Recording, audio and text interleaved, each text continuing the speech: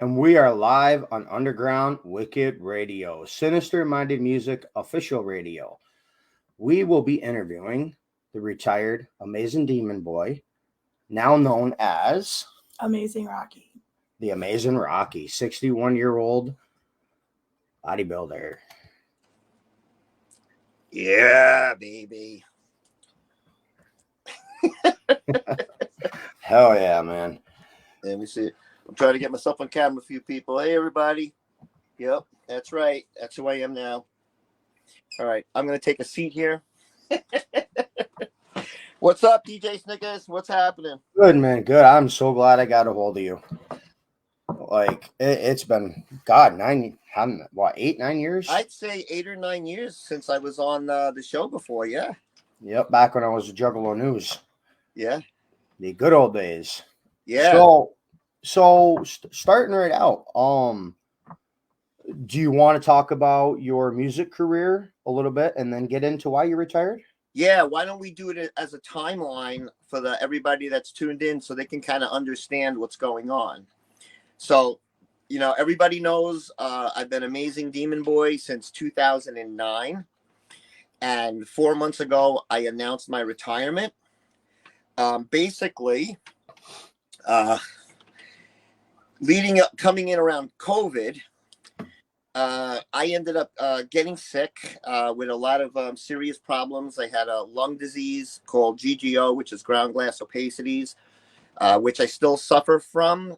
You'll hear that I have some respiratory distress, and you'll hear me breathing heavy. This is all left over from the lung disease. The lung disease itself has dissipated and went into remission, but it left behind some permanent scarring on the bottom of my lungs and a cyst on my left lung. So I do have some issues breathing. It did affect my voice and my singing. I can no longer sing. And that led to one of the reasons for my retirement. And my health was failing. I also came up with heart disease. They discovered I had some problems with one of my kidneys. Yeah, I was a fucking mess on the inside. Damn, bro.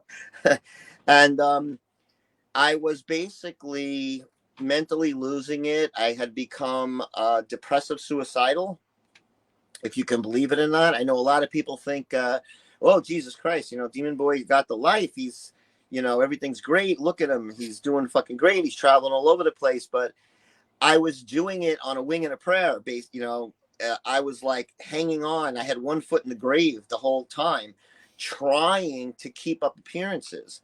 And at the same time, I was mentally being torn apart because I no longer wanted to be Demon Boy. I love the business. I love the brand Demon Boy. And when I say the business, I don't mean I love the music business. I mean, I love my business as Amazing Demon Boy, because it basically is now, it's a business and it's a brand, and I am continuing to run. So don't be fooled by the word retired.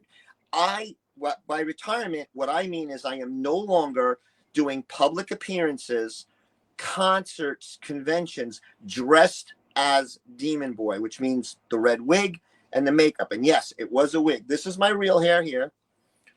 All right. And it's in a ponytail.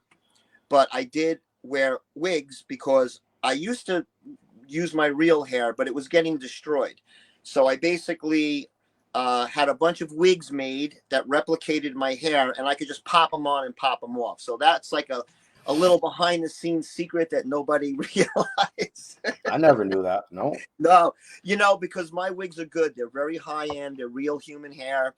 I had a team of hairdressers and a special hairdresser friend of mine on Long Island that used to help me, because all the wigs were custom made. I would buy them standard, and then we would add a lot of things to them, and they were very expensive, in and up and around $1,000 per wig. So they weren't like a cosplay wig that looked fake and plastic, and that's why the whole point was for it to not look fake. So I managed to pull it off.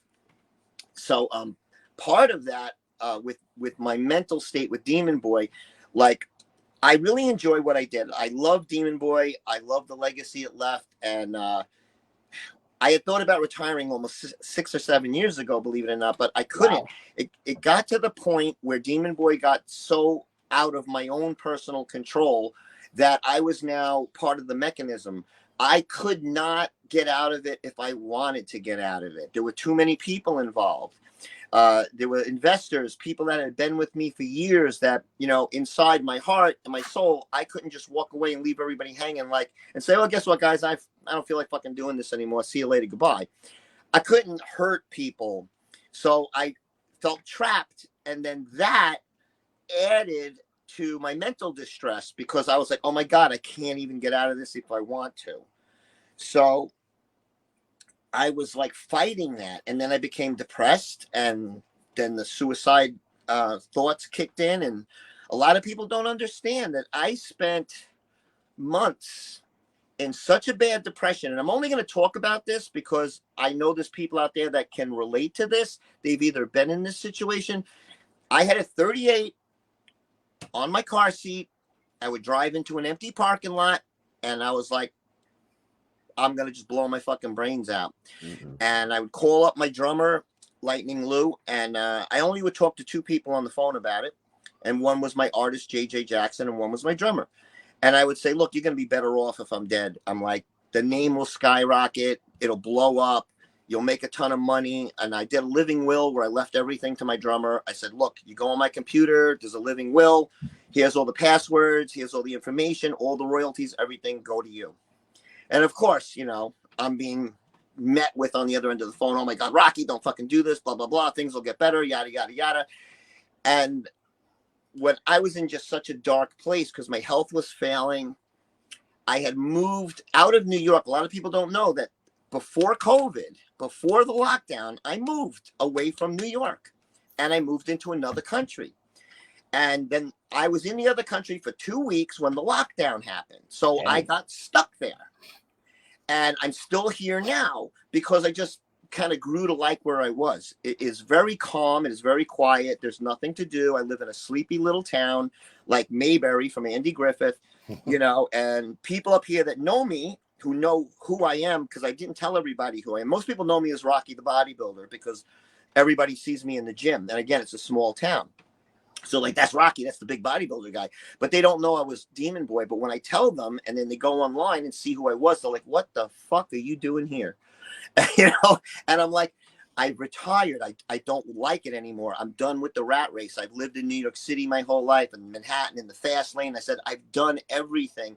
It's like what people didn't understand was when I retired and I revealed how old I was.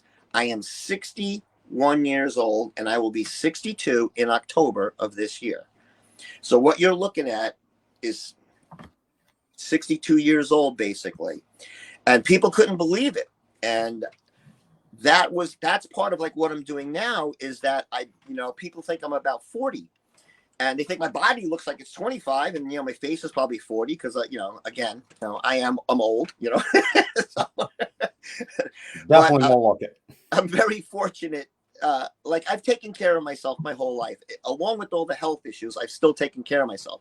So when the people in this town found out, oh, we have this retired rock star in town, of course I became like a celebrity in the town. If I go to Walmart or whatever the fuck, everybody knows who I am. Most of it's like, hey, there's fucking Rocky. Throw up the double biceps, Rocky. Show us some muscles.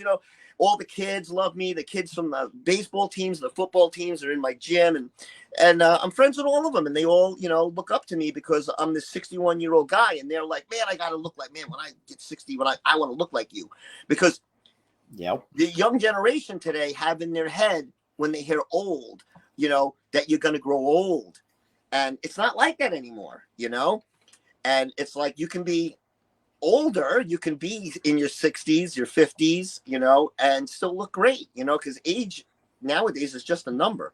So if you take care of yourself, you can look good. And I'm riding on that right now.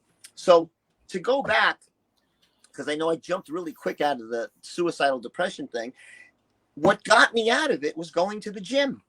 I had been a bodybuilder when I was in my early 30s. I had done a glam metal thing all through the 1980s, just like Motley Crue. Everything you see in Motley Crue's movie or the book, The Dirt, I lived the same exact life with a band called Skin Tight. Now, don't bother looking it up. You're not going to find much online because I own all the skin tight material and I've never put it online. So you're not going to go Google it and find all these videos and stuff about skin tight. You may stumble on something, but you won't find much because there were no computers back then, you know, and I have all the material. So unless I upload it, there's nothing going to be online. But we were in a very famous New York City underground glam metal band. And I quit that in 1991 and I started working out and I became a competitive bodybuilder and I did competitions. And then I became a male stripper for basically all of the 1990s up until about 2000. I was a male stripper. So, Chippendale. yeah, I had an audition for the Chippendales. I went to the audition and I walked out. At the time, I was what I called a bump and grind stripper. Now, I don't like that term, exotic dancer. That's that's a nice way of not saying you're a fucking stripper, bitch, right? I was a stripper. I put my dick in girls' faces. That's what I fucking did, right? And you didn't earn your Red Wings, bro? Come on. And let me tell you. Let me tell you guys something. If you guys think you guys are bad at bachelor parties, the women are 3 times worse. Okay? Damn. I have got stories and shit I can tell you. Oh my, you will be on the floor pissing your pants laughing about some of the shit that I did. And now I'm going to be doing an autobiography soon. So all of these stories are going to be in that autobiography. So, but listen, I'm skewing off all these different roads here on this one subject, but let me try to bring it back. So I was all sick. I was depressed. I was ready to fucking take my life. And it dawned on me, the fucking gym. Now, where I am is a small town. There was a gym opening up, but due to COVID, they didn't get their equipment because remember the shipping got fucked up and all that. So this gym got an 8-month delay in opening up. The day it opened up, I ran down there and I signed up. Within 2 months, I started feeling better. Within 3 months, next thing you know, I was starting to feel 30 years old again. And all of my ailments became more manageable while I still had them. And like I was literally going to the gym with a small oxygen tank. That's what I needed with the lung disease. I actually needed to carry around an oxygen tank. And people say, what the fuck is that? I said, it's oxygen. I got a lung condition. They're like, oh my God. But then they were impressed that here I was in the gym training like a motherfucker, you know, and I was sick. So I basically, a year went by, 1.5 years went by, and all of a sudden I was somebody else. And I was mentally happy. And, you know, because of COVID, I wasn't having to perform anyway. And I realized, you know what, I'm just as popular and I'm not even doing concerts. I'm not even going anywhere. I'm just at home sitting here like this behind my computer and I'm making the same money. And I'm actually not losing money because touring is just like a money pit. You know, every band knows that. Yeah, it's just like if anybody out there has people in bands telling them that they're making money, they are fucking lying. You will never make money in the music business. You will never make it off of playing gigs and bars and crap. Money in the music industry comes from merchandising. Damn right. Merchandising. Gene Simmons. Everybody wants to fucking hate on him. The guy's a fucking genius. You know, look at Star Wars. What made the money? The movie or the merchandise? The merchandise. Yep. That's where the money is, in selling merchandise.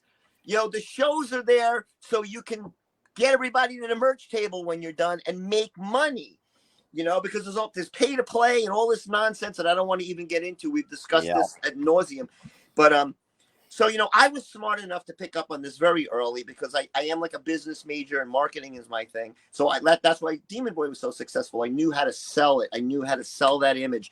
And it was that image was what was popular. It wasn't really my band and the music or my videos. Well, they all added to it. Yes, they were all part of it. But it was the image itself that sold it. And I could just go to a convention and sign autographs for the comic books. You know, I had the comic book series. Yep. So, you know, I didn't have to play concerts. All I had to do was just show up in that costume. And it was like, oh, my God, there's Demon Boy. Let's take pictures with him. Let's get autographs. Buy some merchandise. So I was just constantly making money, whether I was doing a concert or doing a convention or, you know, I'd get hired to do public appearances and things like of that nature. I used to get hired at Halloween to stand in front of Halloween stores and just stand in front of the store.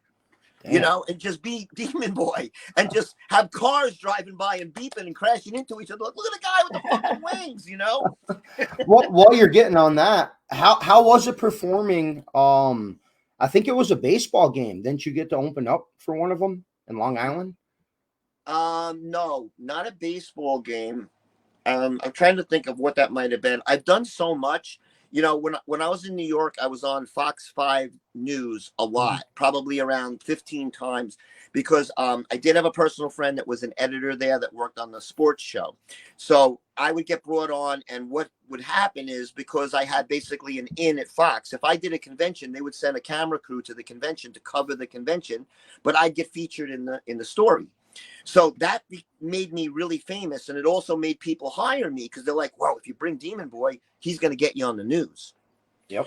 So I knew people would even use me for that, but that was, you know, that was the game. I knew what game I was playing. I was like, you know, I was like rocketing to popularity because I had all these outside connections where I could bring you on camera. Like, yeah, if you attached yourself to Demon Boy, I could make you famous overnight. And every time I would hire a new band member, because I had 43 guys in my band in 14 years. Damn. Yeah, and yes, I know, it was a revolving door of musicians. You know, the band, like, I love my band, don't get me wrong, especially my last lineup, Scotty the Body, Frankie Casanova, Lightning Lou especially, and Demon Girl, the new Demon Girl, Rebecca Carter-Trampage. I love those guys to death, and I'm still really great friends with them. Me and Rebecca are like best buddies. We talk FaceTime like 8 times a day. I talk to Lou at least twice a week. Scotty, we're always in the messenger. Those guys I really love, but prior to those guys, it was just like this revolving door of hired hands. So my band was more about me. You know, it's like Alice Cooper or Rob Zombie. It's about them. And the audience doesn't really care who their band is when they buy a Rob Zombie ticket, because you're going to see Rob. Yep. You know, if John Five's a guitarist, John Five's a guitarist. If Piggy D's a guitarist, Piggy D. You know, but they did hire really good backup musicians. So that's what I did. I said, I'm going to hire the best of the best. And I feel that everybody I've ever had in my band was an above level musician, you know, top shelf. And that's what I surrounded myself with. But we weren't Kiss. It wasn't about everybody in the band. It was my image leading the way, and the band were secondary in a way, but they fulfilled a very important role. So I'm not trying to downplay my band or disrespect them. I'm just telling it like it is. You know, that's the one thing about me, is that I am brutally honest. You know? I actually have people hitting me up. They want me to play one of your music videos so they can see the music you were making. What would you recommend? You know, Ravenous, of course, is the iconic one, because it was my second video, but it was the one that everybody loved because it was reminiscent of the 80s. My personal favorites are Fly on the Wall and My I love Coffin. that one. Fly on the Wall is one of my favorites. Fly on the Wall is actually a Miley Cyrus cover. People don't understand that, but I'm famous for taking other people's songs, and I would basically keep the lyrics but rewrite the music and make it heavy and make it cool and make it horror, and then put my weird vocals to it, and it would completely change it, because everybody goes, I had no idea that everybody hates Miley Cyrus, but then they see that they love Fly on the Wall, and then I go, well, that's Miley Cyrus. And they're like, what? I'm like, yes, you guys just aren't open-minded enough to see that, okay, so you don't like 90% of her music, but she had this one fucking awesome fucking song that I knew that if I sang it, I could turn it into something else, and I can demonize it, you know? So choose, sure, let's give the fans something so they understand who I am and who we're talking about right now.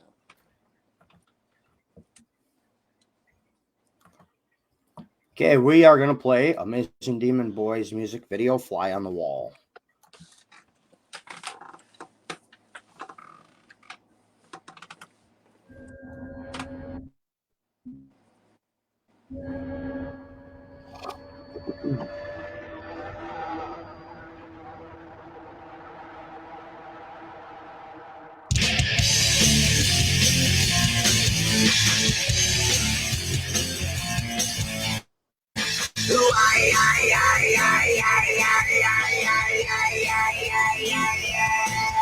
You don't understand what it is that makes me tick, but you wish you did. You always second guess, wonder if I say yes, but you just lose out every time. If you only knew what I'm talking about when I'm with my friends, just hanging out, then you'd have the inside scoop on what to say, what to do. That way when you leave again, be a liar on the wall. A freaky little sticky little liar on the wall. All the risky secrets, yeah, you know them all. Don't you wish that you could be a liar on the wall? Yeah, you love to know the things I do when I'm with my friends and not with you. You always second guess, wonder if there's other girls I'm flirting with, but you should know by now. If I was your boyfriend, I'd be true to you, and if I make a promise, if I'm coming through, don't you wish that you could see me every second of the day? That way that you have no doubt in me.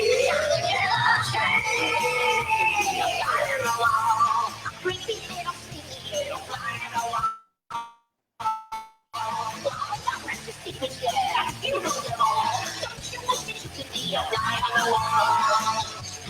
A little communication, where we will go away. Too much misinformation, too much hearsay. What I'm saying, come a little closer.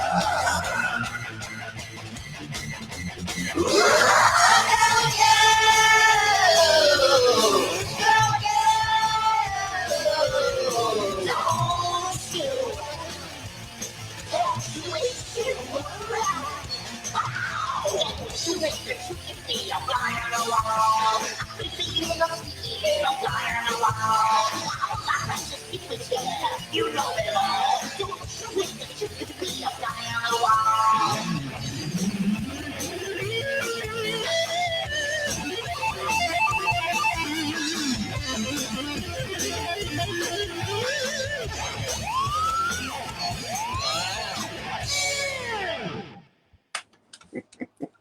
So what's funny about that is this song played on my radio, and my girlfriend's like, "Who the hell is that?" I'm like, "That's Demon Boy," and she absolutely loves your music. And I was like, "Well, I got to hit him up, see if I can get him back on."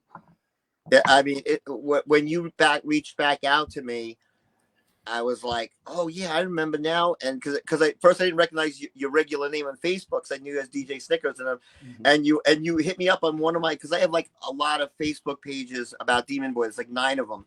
And you went on this one called The Amazing Demon Boy, which is not the actual band page. The actual band page, guys listening, is just Amazing Demon Boy without the word "the" in front of it. The one that has "the" is a personal page for the character itself. So if you want to go to the one that has 30,000 people on it, it says Amazing Demon Boy.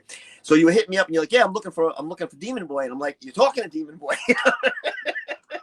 I always thought, I was like, "Wait a minute, who is this?" and like lately, I have been contacted by like yourself and a few other people that wanted to do interviews that did not see on my, because I only really announced it on my personal page. I didn't announce it on the band page that I retired.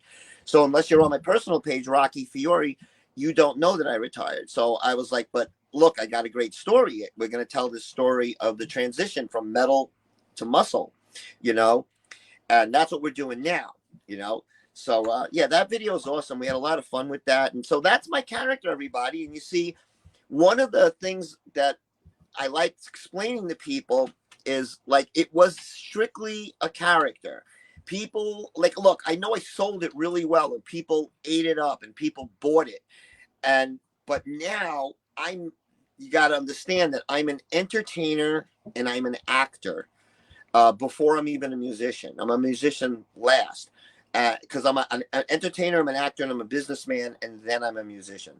So Demon Boy was an act. It was strictly an act, and everything that Demon Boy was put on like Scooby-Doo.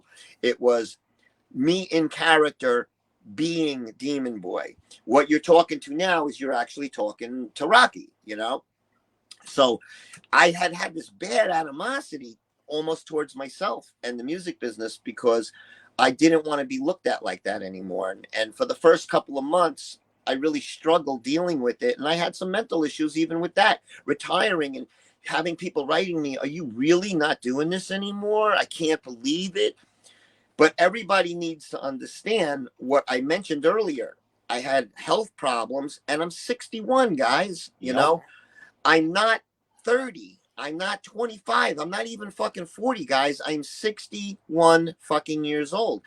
I don't have a lot of time left on this planet. And while I might look great, you know, my doctors say the same thing. They says, Rocky, here's what your issue is. You have the brain of a 25-year-old, but your inside of your body is over 60 and time has caught up to it.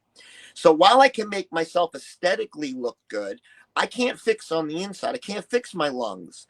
I can't fix my kidney, you know, and I have a few other issues. You know, I'm okay and I manage it, nothing too bad, but I was really close to maybe only having 5 or 6 years left, especially with the lung condition. All my doctors said, your lungs are probably going to take you out, you know, like, and even now with the bodybuilding, there is still this open-ended thing where my breathing problems could just end everything for me. Like 3 years from now, 2 years from now, I don't know if it's going to come back in because the bottom of my lungs are permanently scarred. They told me. They said they're unrepairable. So it does cause this shortness of breath, and you can hear, the more I talk, you'll actually hear. You can hear my voice getting gravelly. This is what happens. The longer I speak, the longer I exert myself, the more I get worn out, which is why the gym is keeping me in shape. The gym and working out, and I'm going to say this for everybody out there, anybody that's 58 and thinks your life is over, it's not over. Get fit, go back and get active again. You don't have to go to the gym and be a weightlifter, but you need to take care of yourself. You need to eat right. Eating right is very important. And all of this that I did, getting my life back together, has allowed me to manage what's wrong with me and live a better quality of life. You know, I'm not saying I'm 100% because I'm not. And I'm not saying anybody that has other problems, because I've had so many people write me since I retired and be like, wow, Rocky, you really inspired me because I didn't know you were 61 and shit. I'm like 55 and I have a pot belly and I thought that's it. Fuck it. I'm a couch potato now. And after I saw you, holy shit, how did he get a six pack at 60 years old? It's simple. You start with a good diet and then you go from there and you build on and you level up and you level up and you level up. And you can have a debilitating physical problem. You know, you could be missing body parts, but you can still exercise and live a better quality of life with all those things that are wrong with you. And that's what I'm doing right now, you know? Speaking of, I want to shout this out. I'm going to be challenging Demon Boy at the gym. Soon you guys will be seeing an interview with me and, well. Yeah. Yeah. We are going to do, we were talking, me and DJ Snickers realized that we live within an hour of each other. And he knows where I am. He knows the town where I am. And I said, do you know where this gym is on the Indian reservation? I said, look, I got a fucking brilliant idea. Why don't we do another interview from the gym? And then DJ Snickers said, I've got an even better idea. What if I work out with you during the interview? And we just, between the two of us brainstorming, we came up. I mean, I think that's going to be so much fun. I can't wait. It's going to be unique. Yeah. I mean, for 40, almost 42, got it going on. Yeah, I'm still in shape. You still got it going on. Yep. There you go. Bam, baby. 220 pounds I weigh now. Nice. I'm actually I'm what they call a competitive bodybuilder. I compete. Now, my next show is on Labor Day at Venice Beach, California, and it's the Muscle Beach Championships. Oh yeah. So I was supposed to do a preliminary show in May, but it's really difficult to get there from where I am. It's almost 22 hours for me to fly from where I am to California. So what they did was they contacted me and said, hey, look, we have an opportunity for you. Why don't we just push you through to the championships? Because we think if you come out here, you're going to win your division and probably the overall anyway. So to save you money and time, how about we just push you through the preliminaries and put you right straight through to the championships? So I'm going straight into the Muscle Beach Championships in the men over 60 division, but I'm going to cross over and I'm going to do the open. And I might even go up against some of the younger kids because I kind of want to do it as a goof because I want to see if I can actually hold my own against the 25 and 30-year-olds. Now, some of them are probably a little less body fat than I do. And when you get to be my age, the stomach isn't quite the same. And it's a lot harder to get that six pack. It is, yes. So the kids are going to have an advantage. But I think it'll be fun. You know, like, who's the old guy in here with all these kids? Because I don't look old, so nobody will realize it. But if I end up placing like 5th, 4th, 3rd against some 25-year-olds, I'll feel real damn good about myself. Damn right. My goal right now, my bucket list, is that I want to try to get to 70 years old bodybuilding. Now, I have a completely destroyed right shoulder. One of the other things wrong with me is my rotator cuff is virtually non-existent anymore. Everything inside is gone. It's bone on bone. I have 2 muscle tears here, and I've got 3 other major things wrong that the medical terminology, I can't even repeat it. But basically, I need a shoulder replacement. I need my whole shoulder replaced. But at my age, once I start, I'm on a lot of anabolic steroids, guys. So we can talk about that in a few minutes, which are good for you guys. I'm a very strong advocate for steroids. Anything you guys have heard is basically bullshit. It's old school thinking, and it's coming from uneducated, uninformed people. And I'm going to set you fucking straight. Steroids are super drugs. All right. They are what, when you go to the hospital, you break your arm. What do they give you? Steroids. Steroids, motherfuckers. Why? Because they fucking work. They are super healers. Everybody thinks you inject steroids and you look like Arnold Schwarzenegger. It doesn't fucking work like that. No. Anabolic steroids give you the ability to train harder and recover faster. So you have to put the work in. You can't just start sticking needles in your body and you're going to blow up. All right. So there's a big stipulation. And this bullshit about, oh, steroids kill bodybuilders. If you overdo it. McDonald's kills more people than steroids kill bodybuilders. 1% of bodybuilders die. And you know why? Not because they're just taking steroids, because some of these guys have existing heart problems, or they still party. So they go out Friday night and do some cocaine. That's what kills them. The combination and the abuse. Yes, you can, 2 aspirin are good for a headache, but is the whole bottle good? Nope. No. That's the same thing you got to apply to steroids, guys. Used correctly, they are beneficial. Abused, yes, you can potentially be they can be harmful. So you got to get that taboo and that stipulation that you've heard since the 1980s that, oh, don't do steroids because you're going to die. Look. Yeah, just like weed fries your brain, and now look at it. Yeah, I know. You know what? I would rather be around a pothead than a raging alcoholic. You know what I mean? Right. I've never met a nasty pothead. Nope. But I mean, look at me. I'm 62. I look fucking fabulous. Why? Because I'm on steroids, motherfuckers. I'm on human growth hormone. That reverses the aging process. Makes your fucking hair grow back. Takes the wrinkles out of your skin. It reverses the aging. I mean, these drugs, the reason they're banned is because they know they're good for you.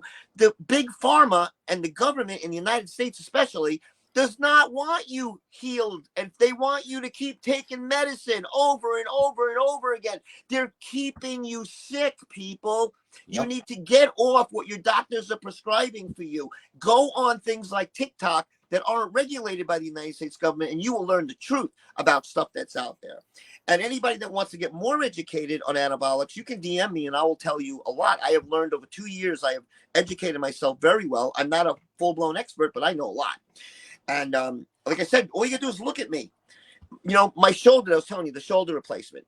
My orthopedic said, listen, if you were younger, I would tell you to get the shoulder replacement. But since you're 61 and you want to bodybuild for the next 10 years, go hard, he said, Rocky. He said this to me, go hard. He said, you're on steroids now. They're helping you. He had all my doctors. I see 5 different doctors. They all know I'm on steroids. They all know exactly what I take. And I get my blood work done once every 3 months. You get your blood work done to make sure nothing's going wrong so that something potentially might sneak up and harm you. So you manage and you monitor your health. This is all part of taking it. This is why anybody that's going to say something negative about steroids, shut your fucking mouth. Unless you're a hormone therapy doctor, you have no right saying anything negative about steroids. Because here's the thing.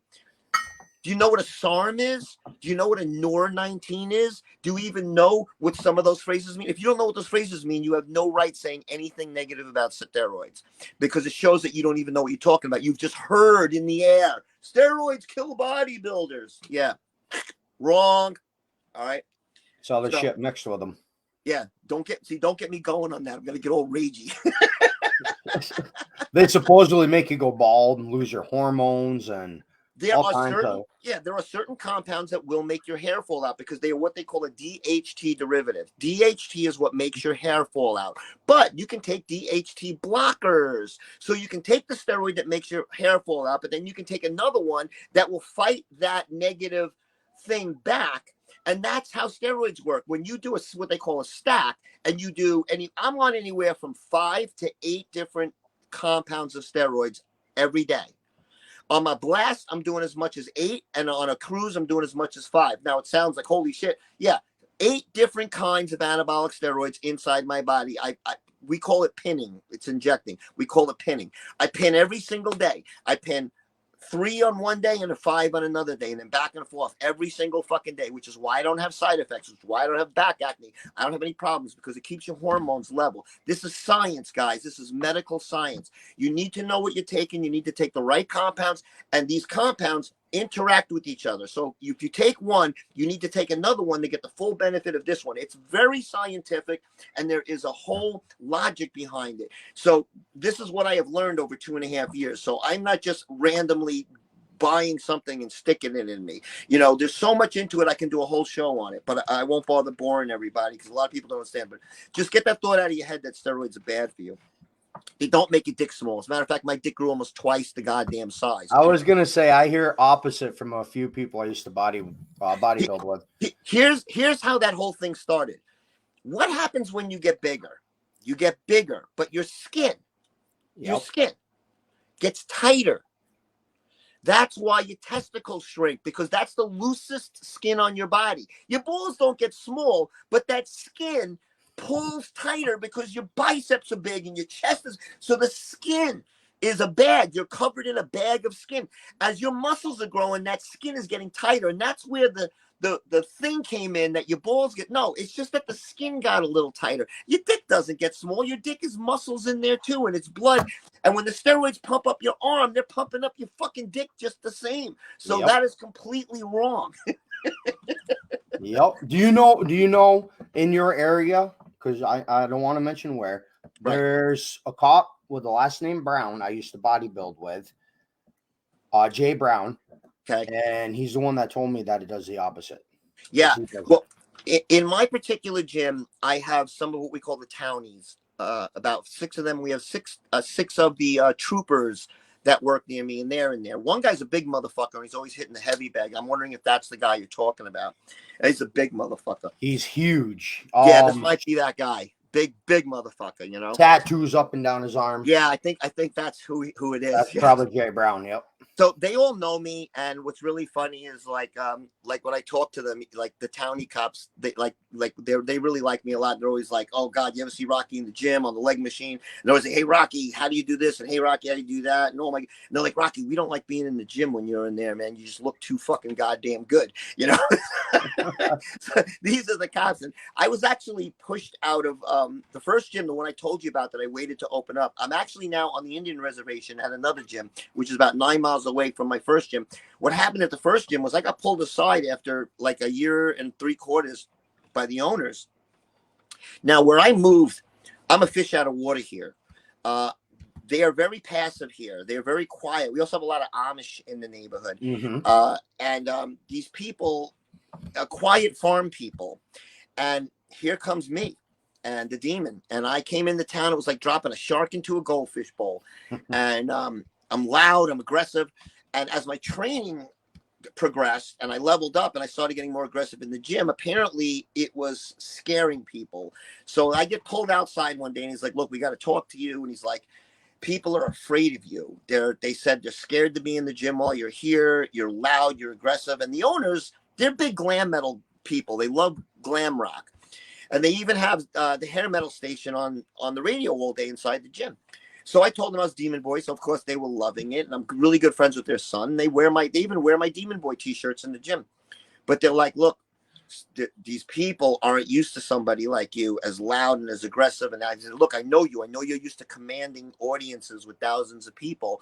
And it's just the way you are. He goes, but these people up here, he goes, they ain't ready for you. He goes, and they're afraid of you. He goes, not that you're doing anything to them, but they're intimidated by you. And he said, we can't afford to lose 6 or 8 paying customers for one. So like, could you think you can calm down a little bit? And I was like, so you're asking me to put a dog collar around my fucking neck and hold myself back when I'm trying to compete? I'm trying to win a competition. I was like, why don't you just explain to them that, this is Rocky. He's a professional bodybuilder and he's like, yeah. So I said, you know what? I said to the owners, I said, I think I've outgrown this place. And that's what I did. I literally left the gym the following week. I said, my membership's up next week. If I'm not back, I'm not coming back. And I never went back. And I went to the gym on the Indian reservation. The first thing I did was find the owners and said, listen, my name is Rocky. I said, I'm a professional bodybuilder and I am aggressive and I am loud and I like to yell. You guys got any problem with that? And they said, go right ahead, Rocky. So if I meet you at that gym, you're even closer. Yeah. And, it was funny because the other gym, when I started telling some of the other patrons, I says, they're kind of pushing me out of here. They're like, oh my God, Rocky, you're like the nicest guy. Everybody loves you. I'm like, I know. I said, who the fuck is afraid of me here? And I said, it was just very weird, but I just didn't want to look into it anymore. So I was like, fuck it. That's how I am. There's always something else. You don't want me here. Fuck you. I'll go over here. So I go, and also posing was another thing, posing in the mirrors in the gyms. And then you got the Karens in the gym. Yeah. Motherfucker was, it's like, you know what, motherfucker? Look, I get it. You're in here. You're trying to be healthy. I'm not knocking what you're doing, but I'm doing something too. And why can't you respect what I'm doing? I'm trying to win competitions. I need to do this. I don't have fucking 8-foot mirrors in my apartment. Mm-hmm. I need to pose here in this gym in front of these fucking mirrors so I can be stage ready. And, the constant battling with that bullshit. So I go to the new gym. It's on the Indian reservation for the Mohawk tribe, and they're fucking awesome. And everybody thinks I'm Mohawk because I got the dark skin and the long hair. They're always like, hey, you're Mohawk, right? I'm like, no, I'm actually Australian and Italian. They said, well, you fit right in, So they welcome me with open arms, and they're like, oh, you can use this room as a posing room, Rocky. And if there's too many busy in there, we have another room in the back, the aerobics room, and that's got mirrors, and nobody's ever in there. You can go use that. So they encourage me and they support me. And I'm like, hey, when I come back with the trophies in my hand, I'm going to come right up to the front desk and put them on the front desk and take some pictures. You have a pro champion bodybuilder in your gym. That should help bring in more customers. Yep. Like the other gym had all the kids from the town, the high school, the football team, and they were all in love with me. So when the guy was telling me, oh, you're being too aggressive, I said, but these kids love me. I'm Rocky. I'm the old dude that looks better than the 20-year-olds. The 20-year-olds were always like, Rocky, do a bicep. I do a bicep. And they're like, I can't even stand next to Rocky. He's bigger than I am. So I was like, I couldn't understand the theory behind why they were asking me to calm down. And I was just like, all right, I don't even want to have this discussion. I'm just leaving. So probably the Karens in the gym complaining. That's what it was. Yeah. Look, I always say the old people, but I'm one of the old people, and I call them the Peloton pussies. The people that are only on the treadmills and only on the bicycles all day, the Peloton pussies. I'm like, they're the ones that are afraid of me. I said, they're my age, but they look their fucking age. They don't understand that I'm the same age as them. And all they want to do is quietly walk on the treadmill and talk about mowing their fucking lawn. I'm like, and then I'm over there, on the other side of the fucking gym like a lion, and they're freaking out, Yeah, I can't wait to lift with you. It's fun. I really love the gym. Like I said, it changed everything about me. It brought me out of a dark place. It brought me out of that suicidal depression I mentioned earlier. It turned my health around. It turned my life around. And I am just a full-blown, I'm a gym rat. When you become a gym rat, your life is, you live the gym life. Like right now, I'm wearing a gym stringer, tank top. All I wear is gym clothes. Whether I'm in the gym or not in the gym, I'm always wearing gym clothes. That's just what it is when you're a physical fit person, and everything. Like my art now is my body. It used to be the music. Now my art is sculpting my body, and I'm getting the same rewards as being Demon Boy, but it's just different. Instead of selling tickets to a concert, I'm on stage in my underwear posing, Same thing, you know, and I really like the attention I'm getting for my physical body, you know, instead of writing a great song. Like I said, they're both great. They're both great. But I've already done the music, and I'm kind of, it ran its course as far as I'm concerned. So that's, again, guys, why I retired. And no, I will not be coming back. There was talk that I might do some shows, because we never really gave the fans closure. And I do feel bad about that, because I announced my retirement coming out of COVID. We did do a couple of gigs after COVID. And that's when I started realizing I can't do this anymore, guys. I can't be touring around. I can't be traveling. It was wearing me down. And guys, like I said, Alice Cooper and Rob Zombie, people wonder, you know, they're like, you're going to be another one of those guys. You know, I would always hear my name mentioned: Ozzy Osbourne, Rob Zombie, Alice Cooper, Marilyn Manson, Demon Boy. And then Wednesday 13th on. But they're like, you're going to be another one of those. You're going to be another one of those iconic face painted horror guys. But I don't have the money those guys got. Alice Cooper has been around for a long time. So is Rob. They had investors in the beginning. They had money to push them through. I did everything by myself. Grassroots. I bootstrapped my own business, and with help from investors and help from my band members. So it's like, I don't have the money. Like, you know, Alice Cooper can get off stage and he's got a guy preparing his food, you know, making sure he's eating the right food. He's got doctors there. You ever see Alice on stage and he disappears under the drum set and he goes in those doors? Do you know what he's doing backstage? He's on oxygen tanks. Wow. There are two giant, yeah, because they're reviving him. They're getting him back ready to go back out and play for another hour. I don't have that luxury. So I was wearing myself down and going out on stage and doing what you've seen me do and jumping around and doing all that shit, and then going home and like, fucking dying, you know? I was like so exhausted after those shows, but, you know, I sucked it up for the show and I put on the best show I can. And, you know, I muscled through and I powered through everything, because that's what I did. And I always wanted to give the fans what they expected, you know? And I figured, let me go out on a high note rather than burn out, you know? So I figured, it took me 2 years to retire. Even though I announced it about 4 or 5 months ago, it was 2 years in the making of me tidying up all the loose ends, making sure I wasn't indebted to nobody, making sure anything I was booked was taken care of, finish up my last few shows, my last few conventions, and then finally had the guts to announce my retirement, knowing that people were going to freak out. And a lot of people freaked out. But the best part was, I had been hinting, I'm doing this bodybuilding. And I don't think anybody thought they were going to get what they see now. Soon as I put that first video up, I broke the fucking internet. People were like, holy shit. Yeah, 61 looking like that. Yeah, they were like, and he's 61. I was like, now you guys know. I'm 61, and this is what I really look like. And the bodybuilding, I had gotten so good. Like, that's why I waited. I wanted to make sure till my body, I was 2.5 years in of working out. So it wasn't like I said, I'm going to bodybuild and I started posting pictures of myself. No, I was 2.5 years in. I was a year on anabolic steroids. I had gotten looking really good. And I said, now's the time to show everybody the new Rocky. And I came out, and actually that name, Amazing Rocky, that just happened about 2 weeks ago. A very close friend of mine in a message called me that. And I said, hey, she goes, I use both your names. You know, Amazing from Amazing Demon Boy. And I went, that's really clever. And I like it. I said, I'm going to use that. So now that's why I call myself Amazing Rocky. I'm like, that's perfect. Because now my Demon Boy fans understand that it's me. Yep. And like I said, I'm not trying to walk away from Demon Boy. I'm still running the business. I'm still running it as a brand. And I'm going to be doing a clothing line for the bodybuilding, and that's going to be called Demon Rock, and it's going to be called Rock Your Body Building. So it's going to say Rock Your Body Building, and it's going to have all like nice little catchphrases, and I'm going to have tank tops and all kinds of athletic wear, gym wear, and just, you know, athletic wear for jogging or whatever you want to do. And we're keeping the name Demon in there for Demon Rock, so it's like Rocky and Demon. So we're carrying over the brand into that. We're just losing the word boy, you know, so. Because the brand is so big, I need to continue to capitalize on it. So that's what I'm doing now. And once I hit this first bodybuilding show in September, that's when I'm going to probably break out the clothing line, like right after that.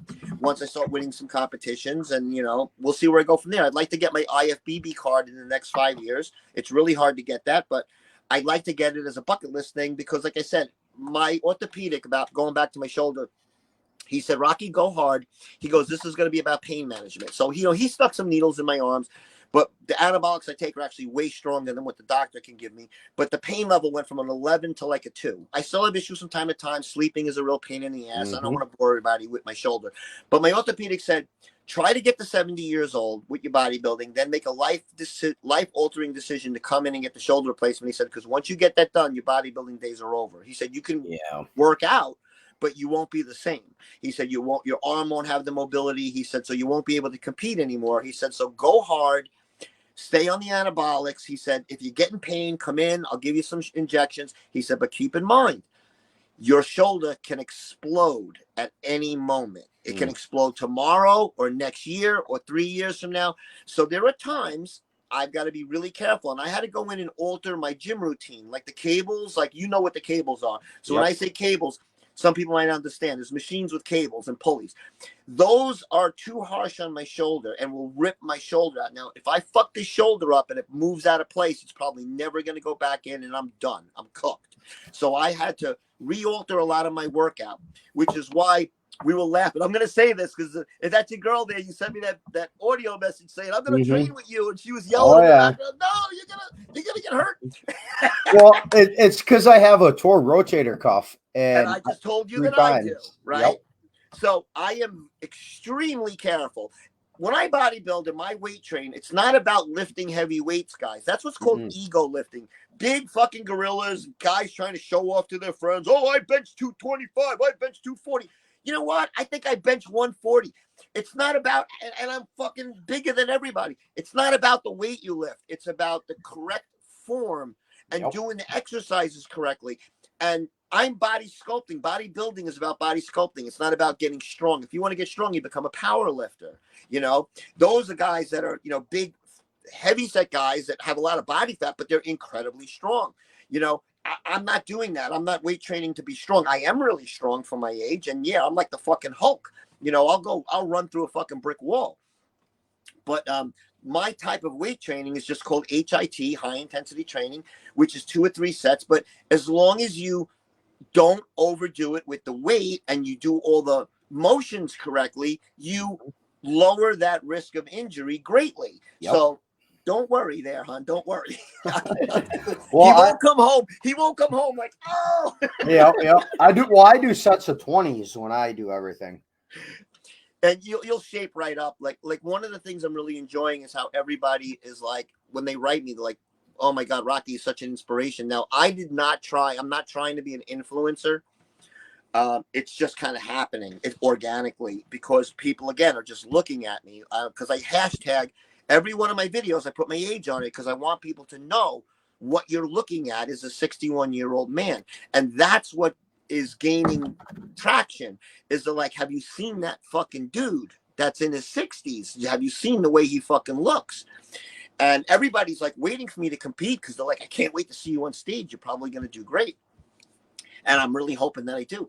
But I like that so many people, yourself included, DJ Snickers, where people are like, I'm back in the gym. I got a gym membership for me and my kids. And then there's the weight loss. I had a lot of women, probably 8, 9 to 12 women. Rocky, I weigh 280. I need help. I'm like, what's your diet? So I start them by giving them a good, clean diet. I said, you don't even got to work out. Just get rid of all the junk food, get rid of salt, get rid of sugar, get rid of these certain things. Starting within 2 weeks, everybody's writing me, holy shit, Rocky, I lost 8 pounds. Then 3 weeks, holy shit, Rocky, I'm down 11. I'm down 12. I'm down 18 pounds. None of my clothes fit anymore, Rocky. Thank you. That makes me feel great. It's just about people need sometimes to hear because you will mentally talk yourself out of stuff. Oh, yeah. And that's what people's main problem or fault is that they will sit there and be like, nah, I got a beer belly. Fuck it. I'm 58. And they give up. If you mentally push past that and you get your ass in the gym or you buy a treadmill and you get on it and you stop eating a bag of fucking Doritos every fucking night, you will start looking better and feeling better. Once you're on that path, you can just continue, and it's called leveling up. So I always tell people, give yourself 3 months. 3 months on a good diet and some cardio, maybe lightweight training. You will feel like $1 million. In 4 months, people will start saying to you, have you been working out? Because you look good. That alone will make yourself go, wow, my friends and family are telling me I look great. And all of a sudden, you got a smile on your face. And what do? You want to work out even more because everybody's telling you how good you're looking. By the 6-month mark, you're now a new person. And you just it's all about dedication, staying dedicated to it. Guys, it's not so hard to stop going to fucking McDonald's, for fuck's sake. You know, McDonald's and Burger, they're fucking poison, guys. I haven't eaten in a fast food restaurant in over 28 years. I don't eat no junk food. I don't have sugar, table sugar. I don't have table salt. You need salt in your diet, but not table salt. Take Celtic salt, sea salt, and Himalayan salt. Your body needs it. Butter is really good for bodybuilders. It has certain fats in there that your body needs. So all these stuff like eggs, people say, oh, don't eat egg yolks. Egg yolks are one of the most best things you can fucking eat. You know, everything you've heard all your life has been proven wrong by science because we have advanced so much as human beings in the last 10 or 20 years. You got to get that old school thinking out of your heads. The shit that you were told when you were in junior high and high school was all false. It was wrong information. You need to go out and do the research on your own. And I'm not saying listen to one person. Never listen to one person. Go listen to 5 influencers and then read the comments and see if everybody is agreeing on something as a collective. If they're all saying, yes, this worked, then it works, you know? So that's experience. That is proven that people have done it and it's working. And everybody I put on a clean diet and said, just take sugar and salt out of your fucking diet and junk food out of your diet and fat and the bad fats out of your diet and don't eat this and don't eat that. Every single one of them that has done it has lost extreme amount of weights without even weight training. And what happens is 3 months in, I've got these same people going, I just bought a treadmill for my house. Now they leveled up. Now they're going to be in a treadmill. They're going to start doing some cardio. They're going to start burning calories, and they're going to drop even more weight. So I'm not saying to people you need to go be a weightlifter or you need to go get a gym membership. You need to just start by changing your fucking diet, number one. And I don't drink alcohol. There's a lot of science people don't know. Alcohol in a bodybuilder's body blocks protein synthesis. What that means is you can eat all the protein you want, but if you're drinking, the protein is not going into the muscle cell because your alcohol has blocked it. So these are the things that you need to be educated on before you make a remark or give up, you know? Boy, it's just a lot. I hope I'm not boring everybody. Oh, no, not at all. A lot of information that I've said for years, but I like protein shakes, fresh frozen strawberries. Yep. My problem is I have a really high metabolism. I can eat whatever I want. I don't gain weight. You know, that's good. Well, that's like me. Nobody in my family is heavy. I have a very hard time putting on weight. Now, I eat every 2 hours. If I miss one meal, when I step on the scale, the next day I'm down 5 pounds in one day by missing one meal. Yep. So I have to constantly gorge myself to maintain my weight level, even being on all those steroids. That's why I said taking steroids isn't some wonder drug. It isn't the answer. It doesn't just remarkably make you Arnold Schwarzenegger. I fight every day to maintain my weight and maintain my body. And I have good days. Like today, I feel a little small. You know, tomorrow I might wake up and I might be blown up a little bit. I'll feel a little big. You know, so you can never look great every single day. And bodybuilders know this. When you're on what's called a bulk, the first thing you're going to do is you're going to lose your 6-pack because fat on a human body grows first at the belly level. Now, a lot of people don't understand that everybody has a 6-pack. That's the way the human muscles are formed. That you have a 6-pack, but it's hidden under that layer of fat. The only way to get rid of fat is burning calories. Like you need to eat less calories than your body requires for daily maintenance. And the best thing, and everybody can do this right now, if everybody wants to start, you go online, you type in calorie calculator. It will ask you 3 questions: your height, your weight, and your age. It will tell you how many calories you need to eat to stay that way, to stay that weight. So if it says you need 4,000 and 4,600 calories. If you start eating 4,000 calories instead of 4,600 calories, you will immediately start to lose weight because your calorie intake is low without any exercise. So you need to go about it like that scientifically and methodically.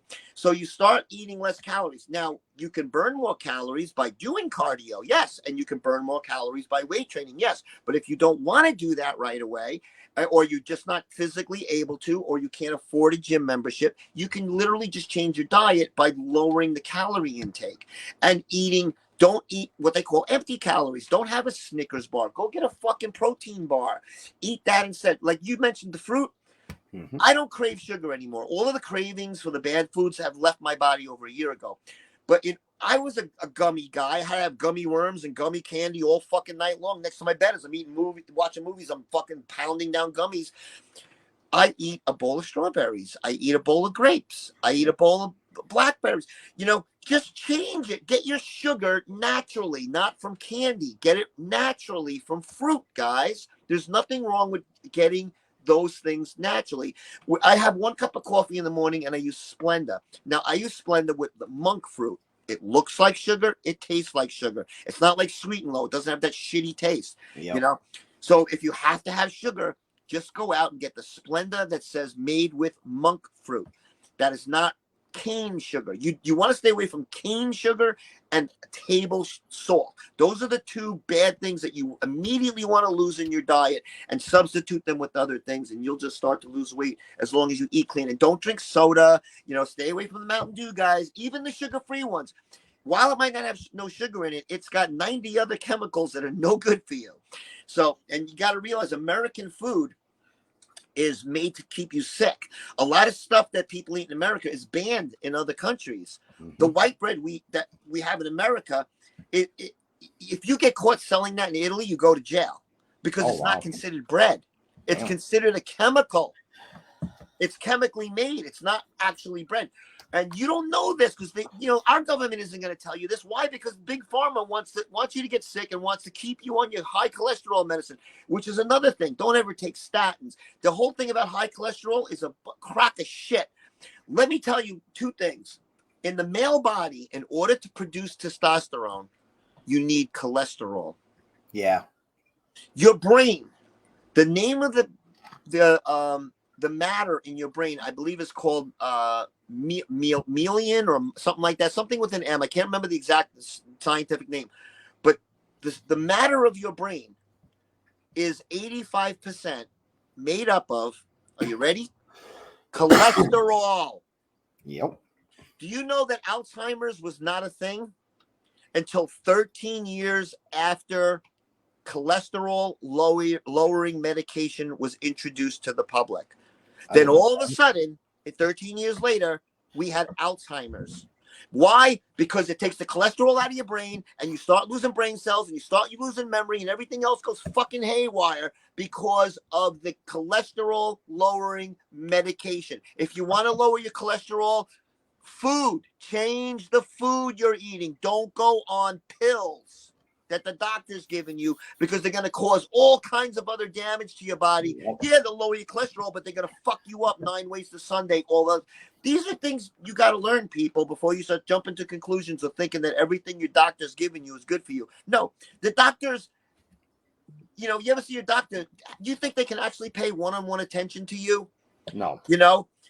They don't have enough time. So their immediate answer is when you say you got something wrong with you, they immediately prescribe a certain medication that they give to every single body. It's just a standard issue. You got to realize that they're just doing this because it's on paper. And they're also getting kickbacks from the medical industry for everything they prescribe. They're getting kickbacks. You can't listen to the doctors. You need to do your own research. And the best place, guys, is TikTok. TikTok. It's not governed by the United States government. So it is the Wild West on there, and people are telling you the truth about stuff. So if you really want to learn, and I said, don't listen to one post. Don't read one post and say, oh, God, I believe that, or I don't believe that. Watch 10 or 15 and then figure out, is everybody talking about the same thing? Then you got to naturally believe if everybody's saying the same thing, it's got to be true. And that's true. It is true. And like I said, I am living proof. Everything I'm telling you is everything I do. I've been eating clean. I've been drinking water for 2 years. I'll put the you don't like regular water? Go get the Mios. They are calorie free and sugar free, but they're flavored and there's no bad chemicals in there. So I put a little bit. If I don't want just plain water, I squirt a little Mio fruit punch in there, right? But I'm not fat.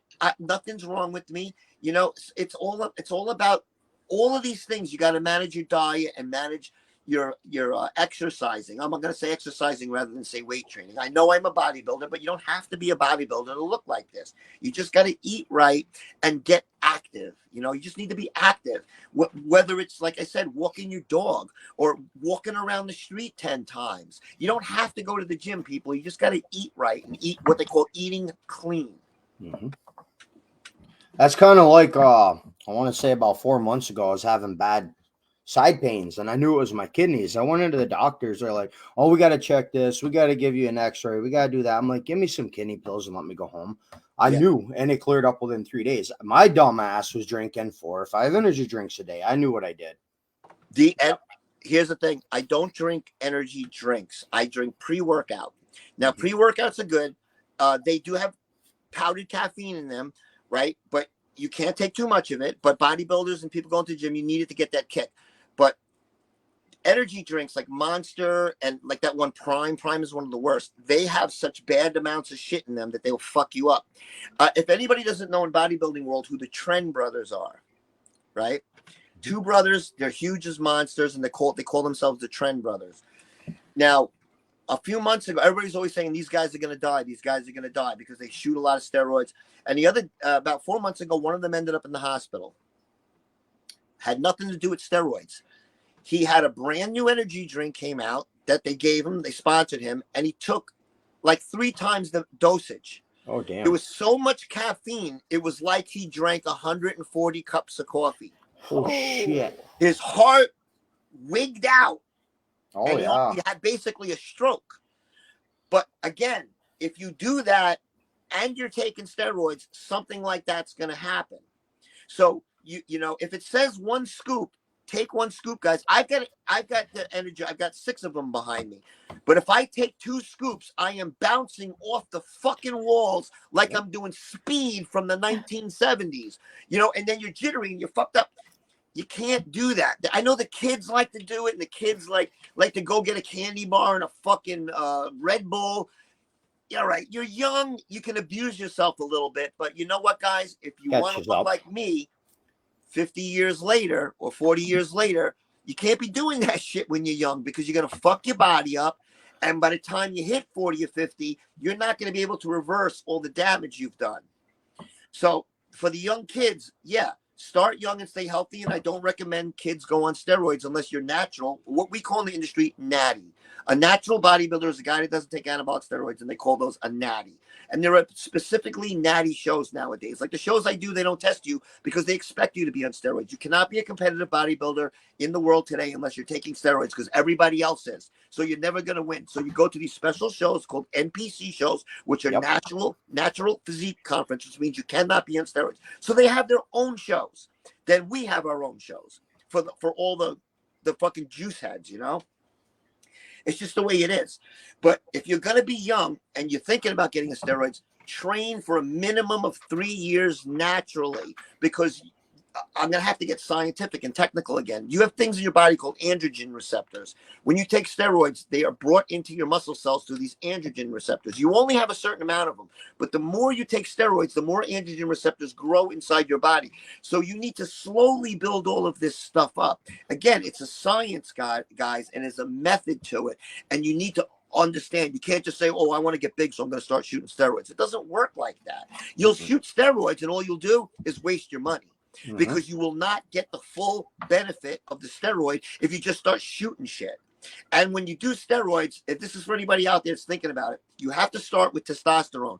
So if you're going to start, you start with testosterone, whether it's testosterone, cypionate, ethionate, whatever kind. It can be any kind of testosterone, but that's the base. And when you start to stack, now you start on testosterone, you stay on it for like 6 to 9 months before you start adding things like Tren and Deca and Primo.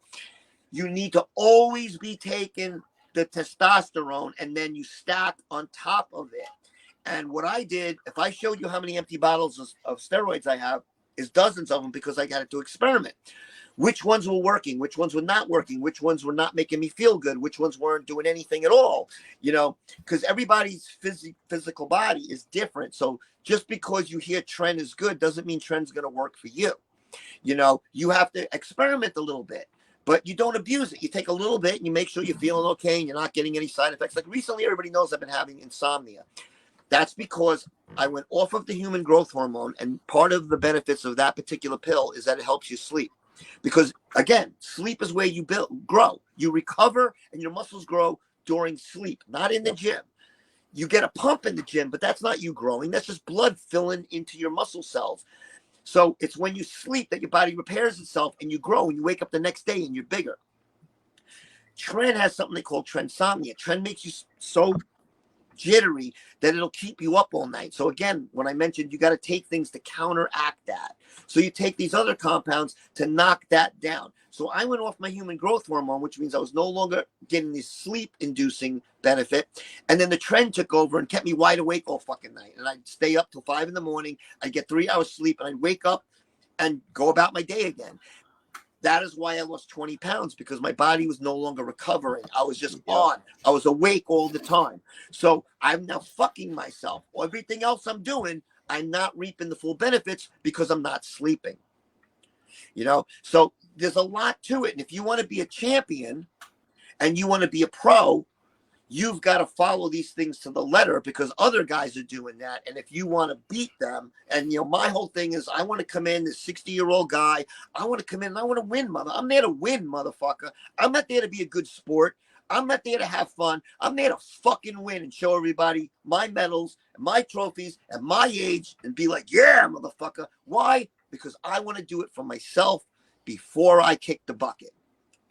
And if my shoulder blows out next month, we will be having a completely different conversation, because I will no longer be able to be a bodybuilder. So that could happen to me at any time.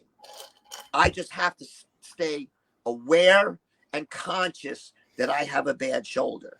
And don't push yourself. Yep. Don't push myself. Don't do anything stupid. Like, don't let some kid come up to me in the gym and go, come on, Rocky, bench 200. Yeah, I'll blow my shoulder out and then I'm done. Yep. So I'm not going to take that challenge. I'm like, no, you guys fucking, I don't need, that's not how I show off. This is how I show off. This is how I show. I'm like, I'm showing you results. My training works. So what do you recommend for a protein for people? All right. Red meat, number one. Red meat, again, another misinterpreted food. Red meat is one of the best things a human can put in their body, because the protein in red meat is very similar to the protein in a human body. So the protein synthesis, which means how your body absorbs the protein from the food, meat is almost one-on-one. So you absorb a lot. So an average piece of steak has 25 to 30 grams of protein in it, as well as chicken. So chicken and steak, I eat anywhere from 3 pounds to 5 pounds of red meat per day. I eat every 2 hours. I eat probably 2 steaks every day. I have 98% lean chopped meat, which I'll either just fry up and make a burrito out of, or I'll make a hamburger out of it. But again, I don't put a whole bunch of extra shit in it. I'll just put like a slice of tomato on it, sugar-free ketchup. I have sugar-free ketchup. So you can't just, go make a regular burger with a bunch of crap on it. And you got to be careful with your condiments. Get all the fat-free condiments, get all the sugar-free condiments. All these little things help. But protein shakes and stuff are really good for you. You got to watch out, because there are many different brands, and some brands have more sugar than other brands. So you got to turn that label around, guys, and read that label. And like a lot of mine will say there's only 1 gram of sugar. That is very, very low. But if you got one that says 13 grams of sugar, do you know what 13 grams of sugar looks like? Everybody knows what an 8 bowl of cocaine looks like, right? Well, that's how much sugar looks like. 3.5 grams. It's like this much. It's like taking a tablespoon and filling it 6 times with sugar and shoving it in your mouth. So if you take a protein drink with 13 grams of sugar in one 8-ounce drink, you might as well take a glass, fill it halfway up with table sugar, and then pour water in it and drink it. It's exactly the same. That's what you got to keep in mind. So everything you get, try to get the lowest sugar content.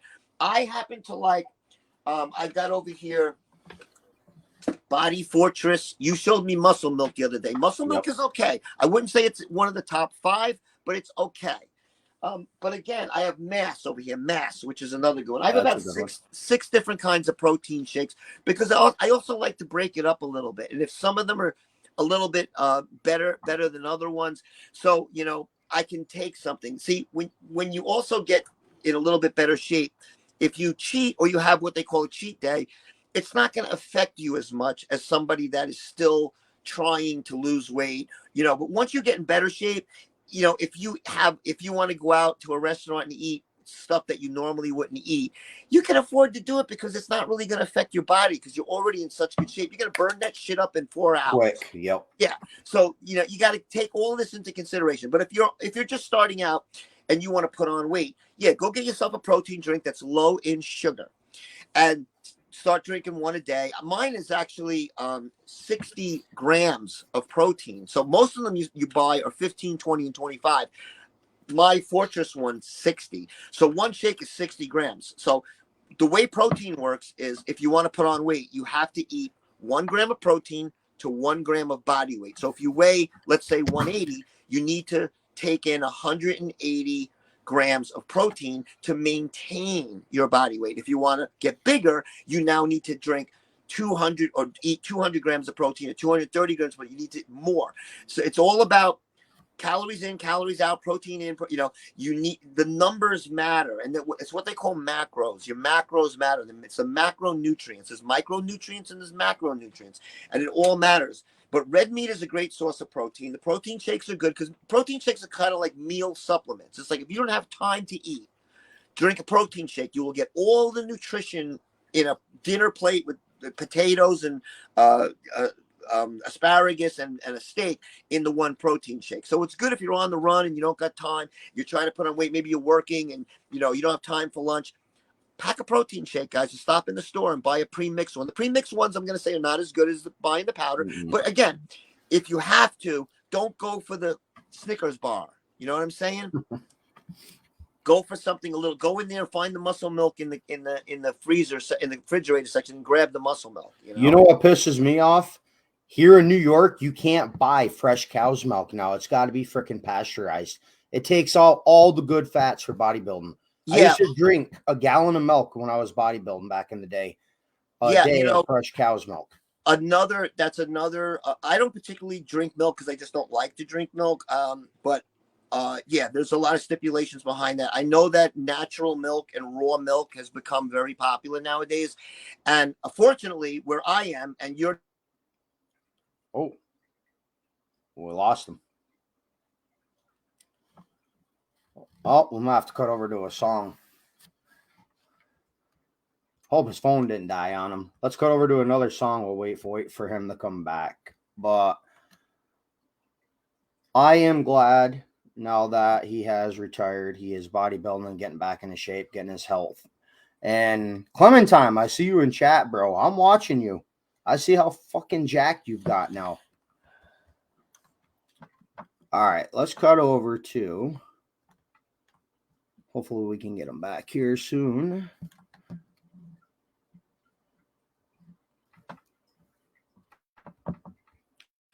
I want to play Pain, one of my favorites on my radio. If anyone doesn't know, my radio plays 24/7. I could drop the link in chat if anyone wants to check that out. If you're into like horrorcore, I think we. No, he's trying to come back. Horrorcore, rap, country rap. I play on there. I got all kinds of different genres. And anyone you hear on my radio, I've actually interviewed. I've put 15 years into the playlist at least on my radio. All right, we are going to play Amazing Demon Boy, Pain. Oh, I think he might be back. You there, homie?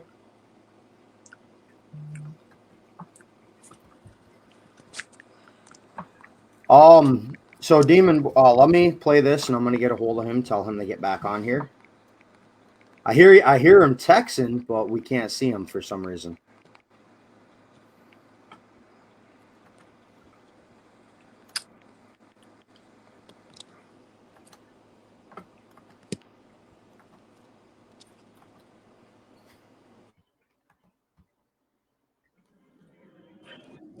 Oh, my back.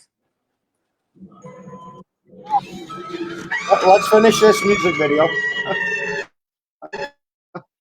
I just lost you. So I played that music video because I want to talk about Demon Hey, Girl. what happened there The for a trouble few that you minutes? had. I completely lost you guys for a few minutes. Did you know that? Yeah, I'm not sure. I saw that, so I cut over to a song to let you get All right, back good. I on. just wanted I'm to not know. sure what happened. Well, somebody started calling my phone. I kept getting rid of the phone call, and I don't know if that fucked up the feed on my end. Yeah, I'm trying to text him back like I'm on the radio for fuck's sake. That's funny. Oh man. But then I've actually got a lot of people writing me saying I'm listening to your show right now and I'm learning so much. Hell yeah, I'm glad to hear that. So, do you want to talk about Demon Girl? Is that all right on the interview? Yeah, Rebecca Carnage Rampage. Yep. The new Demon Girl. We have been friends. She was in the Ravenous video. She looks completely different there than she does now. She is now a professional MMA fighter.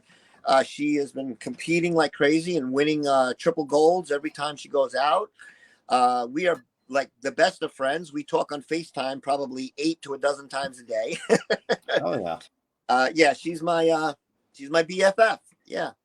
And do you want? So when did she compete? When was her last competition? Oh, like about 3 weeks ago. Oh hell yeah. Yeah. As a matter of fact, today was the ceremony. She got her blue belt today. She passed the test the other day, so the ceremony was this morning. So she's off with her boyfriend at the ceremony this morning. So I'll hear from her probably later tonight. She's actually teaching at she's a trainer at an MMA gym out on Long Island right now. So she's teaching classes there as well as a women's self-defense class. But yeah, since we stopped doing the band, during COVID, we reconnected. We've been friends, like I said, for about 11, 12 years, probably longer, more like 13, because she was in the Ravenous video. That's where I met her. And we lost touch for a few years. And then she reached out during COVID and we started talking a lot. And at the time, in the beginning, when she was in the Ravenous video, I'd asked her to join the band, but she was doing MMA fighting and she had a fight like every month. So she couldn't really make rehearsals and shows. But then after COVID, she's like, well, I'm not doing that much. And I said, well, do you want to join the band now? And she said, yes. So we started rehearsing together and she sang. And I've never had a Demon Girl in the band because there were other girls that, we would nickname the Demon Girls. But Rebecca became the true Demon Girl. And the thing was, she could sing and she had the, the growling. She had the, that metal voice. And I started letting her sing all these backups to a lot of the songs. Like Pain, you just showed she would sing all the secondary lines and Dead Tramp Supermodel and Cemetery Girl and Ravenous. She started backing me up on the vocals. And I would let her take over on the lead mic. So it's kind of like we now had this tag team of me and her being the lead singers of Demon Boy, And she's just fantastic. I love her to death because, like, she's almost like a sister to me. And, because she is MMA and she trains, she's the only person in my life that's close to me that does the same type of thing I do as far as physical fitness. So we're always just, shooting the shit. We're just like I said, we're just like the best of friends. So what else could you recommend to someone that wants to get into bodybuilding, just starting out? What would you recommend? Well, like I said, my plan would be some of the things I spoke. The first thing you got to do is change your diet immediately. Like I said, go in your house, either remove the junk food or let the other family members eat it. Stop eating junk food. Stop eating fried food, processed food, and fast food. Those are the things you immediately got to remove out of your diet, as well as table sugar or cane sugar. Don't eat any products that have cane sugar in them, and almost everything has it, so you got to be careful. And table salt, like the Morton salt, get that out of your diet. Replace it with the sea salt, the Celtic salt, or Himalayan salt. So you start, that's the first line right there. If you start there, you're good. As far as drinking, try to drink water as much as possible. I know sometimes people get sick of it or it's too boring, but you know, if you need to have orange juice, okay. I drink a lot of the diet cranberry because it has no sugar, no calories, but there are no bad ingredients in it, and it doesn't affect my body, so I drink that as well. But other than that, so these are like the first line of things that you should start doing, and then start getting into your training. If you're going to be a bodybuilder or a weightlifter, okay, you can have a home gym and you can start there, and you can start off a little slow and get your body loosened up, and don't go full force right away, guys. Don't go in and just start lifting heavy weights and making yourself over sore. What a lot of people don't understand is while your muscles can handle it, you got tendons and ligaments. They are not as strong as your muscles. So a lot of the soreness and injuries happen because somebody is curling 100 pounds and their biceps can handle it, but those tendons can't. And that's where the injuries will happen. That's how I initially tore my rotator cuff. I was curling 65 pounds. It was on Thanksgiving 3 years ago. I got challenged to do 5 sets of 20s of 65 pounds in each arm, and this shoulder didn't make it. Yeah, it was bad. Yeah, I've seen injuries. I know guys in the gym, like everybody has some sort of injury. You know, luckily, none of my injuries that I explained during this program came from the gym. They were just existing. Like my shoulder, my doctor said, I've had some shitty jobs. I did auto body my entire life with my father, which is, you know, sanding. Yep. You know, my whole life was beating on my hands and beating on my joints. He just said life caught up to you as far as your shoulder. That's why it's destroyed. It has nothing to do with the gym. He says, all my doctors said, Rocky, the gym saved your life. You know, they turned your lungs around. They're helping you push through with the heart disease. I still have the heart disease right now. It's not fully gone. It's basically calcium deposits in my arteries and inside my heart itself. They believe that came from stress and anxiety, which, wow. Yes, now it didn't come from anything bad as far as eating or physical. It came from my heart doctor. After 3 years, I finally got the answers. And he says, and I was having like these things that I thought were heart attacks, but they weren't. He said, I know you think they're heart attacks and they feel like heart attacks and they're very painful. He says, but they're actually massive anxiety attacks. Wow. And it was because my heart wasn't getting enough blood. And so when my anxiety would go up and the blood pressure would go up, my heart would, you know, so they did put me on a statin, which I went off of after a few years. And I'm just trying to eat. Like I put cayenne pepper on everything I eat. If you go and look up again, cayenne pepper will help reverse heart disease. It will help clear your arteries. So literally every piece of meat I cook, whether it's chicken, steak, it has sprinkled with cayenne pepper. So I put it on everything. So if you start learning about these organic foods, you can turn your health around. So anybody going to the gym for the first time is always start out slow and always be safe and don't be egotistical. Don't, you know, I know it's fun training with your buddies, but don't get into this fucking competition thing. Mm-hmm. Oh, he benched 200, so I'm going to bench 200. You don't know that your body's physical structure can handle it. Yep. So don't be ego-minded. Who cares who lifts more weight than the other one? Guys, you're just being a bunch of macho, dumb-headed idiots at that point. That's what they call it, ego lifting. Don't ego lift. Train smart. Train safe. If you want to look good, you want to be physically better than everybody else. You want to be the champion. You want to be a warrior. You don't want to hurt yourself. You want to improve yourself. So you go about it smart. Remember the story of the tortoise and the hare. Who won the fucking race? Tortoise. The tortoise. Slow and steady. I tell it to people when they start training. Don't expect results right away. 3 months. Yep. 3 months, you will see improvement. By the 4th month, maybe even the 3rd month, people will start telling you you look different. By month 6, you will be a different person. You will physically look different. You will mentally be different. And when you start your weight training, there's mind to muscle connection. Always be conscious in your workout of what you're doing. Make sure your knees are bent.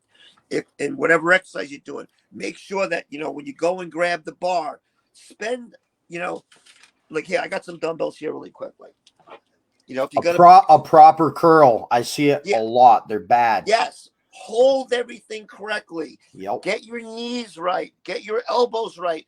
And do it correctly. And don't just 1, 2. Don't just count numbers and say, oh, I got to do 30. So you do 30. No, it's not about doing 30. It's about doing 30 correctly. Make sure it's nice and slow. 1, 2. The proper movement. My trainer always taught me in the gym, when you're curling, you want to turn your wrist, then curl up because you want to build your forearms while you're doing your curl. Yes. You can engage your forearms. Yes. So that's how I do my curls. There's a lot of things with the hand position, the positioning of the wrist, because like if you do, like people don't understand when you do bench, you're actually activating your triceps. Yep. So, and it all depends on where your grip is. Is your grip here? Is your grip here? So there's all these tiny little variances that can make a huge difference.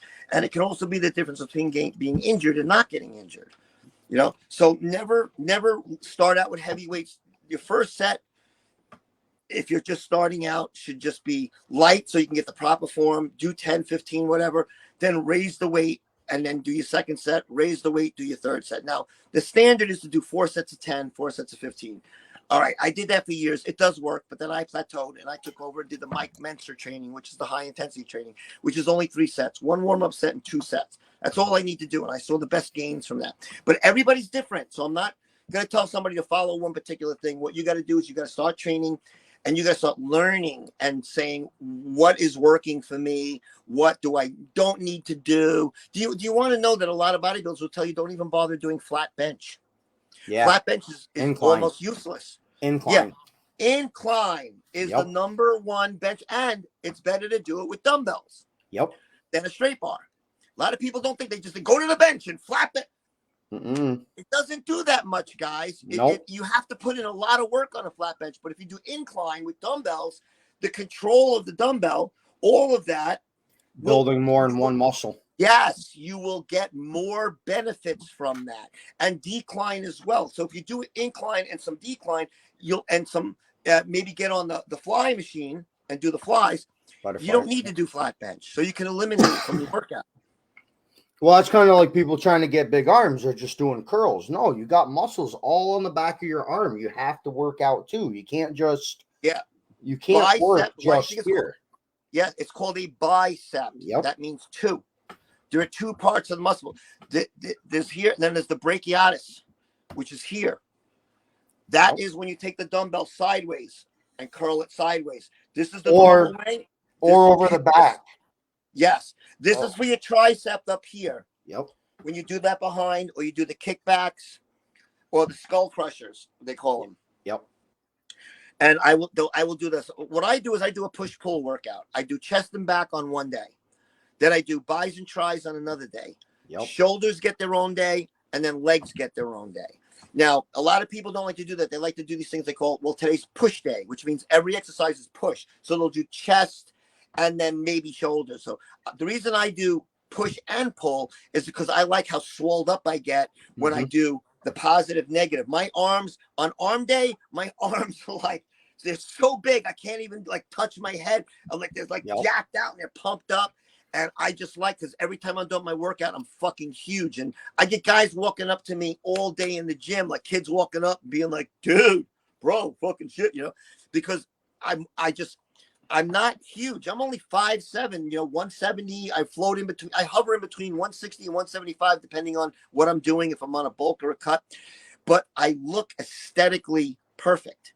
You gotta have the cannonball shoulders. Your whole body as a bodybuilder has to be aesthetically perfect, which means all the muscles have to be the right proportion to the other muscles. A lot of guys have no calves. I see these huge guys that are huge up top and huge arms. And nothing on the bottom. toothpicks for calves. I'm Yep. like, you ever go on the calf machine? You know, it's like I'm lucky. My calves are nice. I got the nice hoof print back down there. My legs are tough to grow, and I've spent 3 years now, almost 3 years, and they're finally starting to get some definition. I couldn't get those cuts to come out for so long until I started cutting and losing some weight and getting some of the fat off of my legs. And now the cuts are in. But then I look at myself and I go, gee, you look too skinny, Rocky. So that's why I'm back on a bulk. My ideal weight would probably be 200. And then when I cut, I can come weigh in at a show about 180.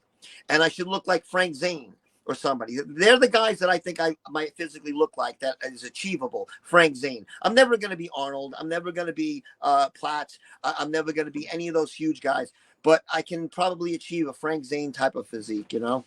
So there's not a height limit for bodybuilding anymore, because back in the early, I want to say 90s, when I wanted to, I slept on my weight bench. I'm not kidding you. I slept all day. Every day I was bodybuilding, and I got crushed because I found out there was a freaking height limit back then. Oh, there was a what limit? A height limit. You had to be 6'1", 6'2" to join bodybuilding. Oh, no. That's nowadays, like I said, if you say the word bodybuilder and somebody looks at me and if they would have, like, I've never had this happen, but when you're talking about the Olympians. Yep. The Olympians are the 1%. These guys are freaks of nature. All right. Not everybody in the world can ever achieve that. You have to have really good genetics, number one. And it takes about 10 years to look that big. Mm-hmm. Even with steroids, you got to be on steroids for 10 years. So bodybuilding nowadays is a huge gamut from guys that get up on stage that are 140 pounds. It's all about the muscularity and not giant muscles. It's about, can they see your muscles? Yep. The definition. So you can be a smaller guy, but if you have low body fat and you look good when you're posing and your poses are perfect, that's another thing with bodybuilding, the posing. I spend hours and hours and hours a day on posing. And what you see in my videos is not me at my best, because I'm trying not to give it away. I don't want people to see the routines that I'm actually going to be doing at the competition, because I don't want my competition going on my social media and seeing exactly what it is I'm going to do and seeing exactly how good I am. So I actually pull back in those home videos I make. And you can win a competition on a good posing routine because the judges may like you. And it's all about, they want you to look like a cover model for bodybuilding. So if you aesthetically are pleasing looking, you can win a competition over the guy that's bigger, you know? Yep. And if your muscles are all right, like if your shoulders and your thighs, if everything looks nice, like you look like, wow, that guy looks like he was sculpted, that can win you competitions. That's what bodybuilding is. They look at the smallest little details. When you do a tricep, they want to see that shelf. They want to see a real deltoid. They want to see that little cut in there. The littlest things is what the judges are looking for. So it's really hard to be a bodybuilder because you have to pay such detailed attention to every little inch of your body from the neck down to your ankles. Yep. So it's changed over the years. Basically, it's the whole transition of coming out of the music business and taking my head out of that game, which, you know, it was part of the things that was mentally fucking with me, because one of the things that you guys don't understand is, and again, I'm not knocking Demon Boy. I'm not knocking what I did, but it was exhausting. To get into that costume took 3 hours. All right. And if you knew me, and you can go talk to some of my ex-band members, if you were in the room when I was getting dressed, I was a living nightmare. All I was doing was screaming, cursing, yelling at people. Fucking get me that, get me that, get me that fucking brush of stone. That's all I was doing. I was a fucking monster and a tyrant and a fucking asshole. Because if one thing went wrong, if I was doing my fucking makeup and my hand moved and I made a streak, I would just go into a fucking iconic rage. Oh, wow. And people would just run. My band members used to make ducks. They used to go, Rocky's on it, duck. Mm-hmm. And they would just run out of the room because there was going to be no stopping me. And I couldn't handle that anymore. I also couldn't handle being on all the time. There were so many people behind me that always said, I was told I can never reveal my age. I can never let anybody see me without the makeup on. So Wow. anything I did, I had to have that red hair on. Even if I didn't put the makeup on, I had to put the hair on and I had to put a pair of sunglasses on. And I was getting tired of that. I was getting tired of being fake, like playing the character. And it's like, you ever see like a television show and you see somebody who was famous in some television show and now it's 30 years later and they regret, they always tell you, I fucking hate that. I hated it. They hate the thing that made them famous. Why? Because when you're doing it, yes, it's fun. It's great being famous. It's great being a celebrity. It's great having everybody look up to you, but it starts to wear on you after a long time. And I got tired of knowing that every time I had to walk out the door, I had to put something on because God forbid I ran into a fan in the store. Yep. There was one time, I'll tell you a fast story. I went to go visit my parents, and my parents always like, you always have to wear the fucking red wig. My mother hated it, right? I'm like, you don't understand, you don't understand. So one day I said, all right, I won't put it on. So I put on a baseball cap, but it says Amazing Demon Boy. Oh. And I got a shirt on, it says Amazing Demon Boy. But I got my real hair. And I walk into a vitamin store to buy something. And there's a guy in there, and he's got blue hair. And he's looking at me, and he goes, Demon Boy? Oh, no. And I was shocked. And I went, oh, how the fuck does he know who I am? And then I realized I'm wearing the shirt and I'm wearing the hat. So he had to stare at me for 10 minutes and then he figured it out. And he goes, I went, oh, and he goes, I've never seen you out of makeup. Oh my God. And I went, do not take a picture of me. No. So I had to now tell this guy, I can't even take a picture with you. Not even a selfie for yourself, because God forbid you post that online and everybody sees what I look like. Then I turned to my dad, who was with me, and I go, that's why I have to fucking wear the wig all the time. I said, the one fucking day I tell you I won't put it on, I run into somebody that fucking recognizes me outside of the makeup. And that was the whole thing, is that none of my managers, none of my agents, anybody backing me would not allow me to show that. They were like, you have to protect the image. The image, and nobody can ever see the backside of it. Nobody can ever know who you really are. And I got tired of hiding that. And it's not, it's like now I wake up in the morning, I'm shooting videos of me laying in the bed. It's me laying in bed, guys. Hey, it's me body check in the morning. I can't do that when I'm Demon Boy. It would be 3 hours of hair and makeup before I can shoot a video and talk on camera. Damn. And like, even if it was an interview, I had to go get all looked up. Even if I said I'm not going to wear the makeup, I always put a pair of sunglasses on so that people couldn't see my eyes or couldn't see that, yes, I got bags under my eyes because I'm 60 years old. The makeup hid all of that, and a lot that just started to get on me after all those years, which is why I was like, I don't want to do this anymore. And I felt bad because I knew a lot of fans were going to be hurt. And I knew everybody thought when Alice Cooper stops touring, there'll still be Demon Boy and we can go follow Demon Boy. Because that's what they told me in England.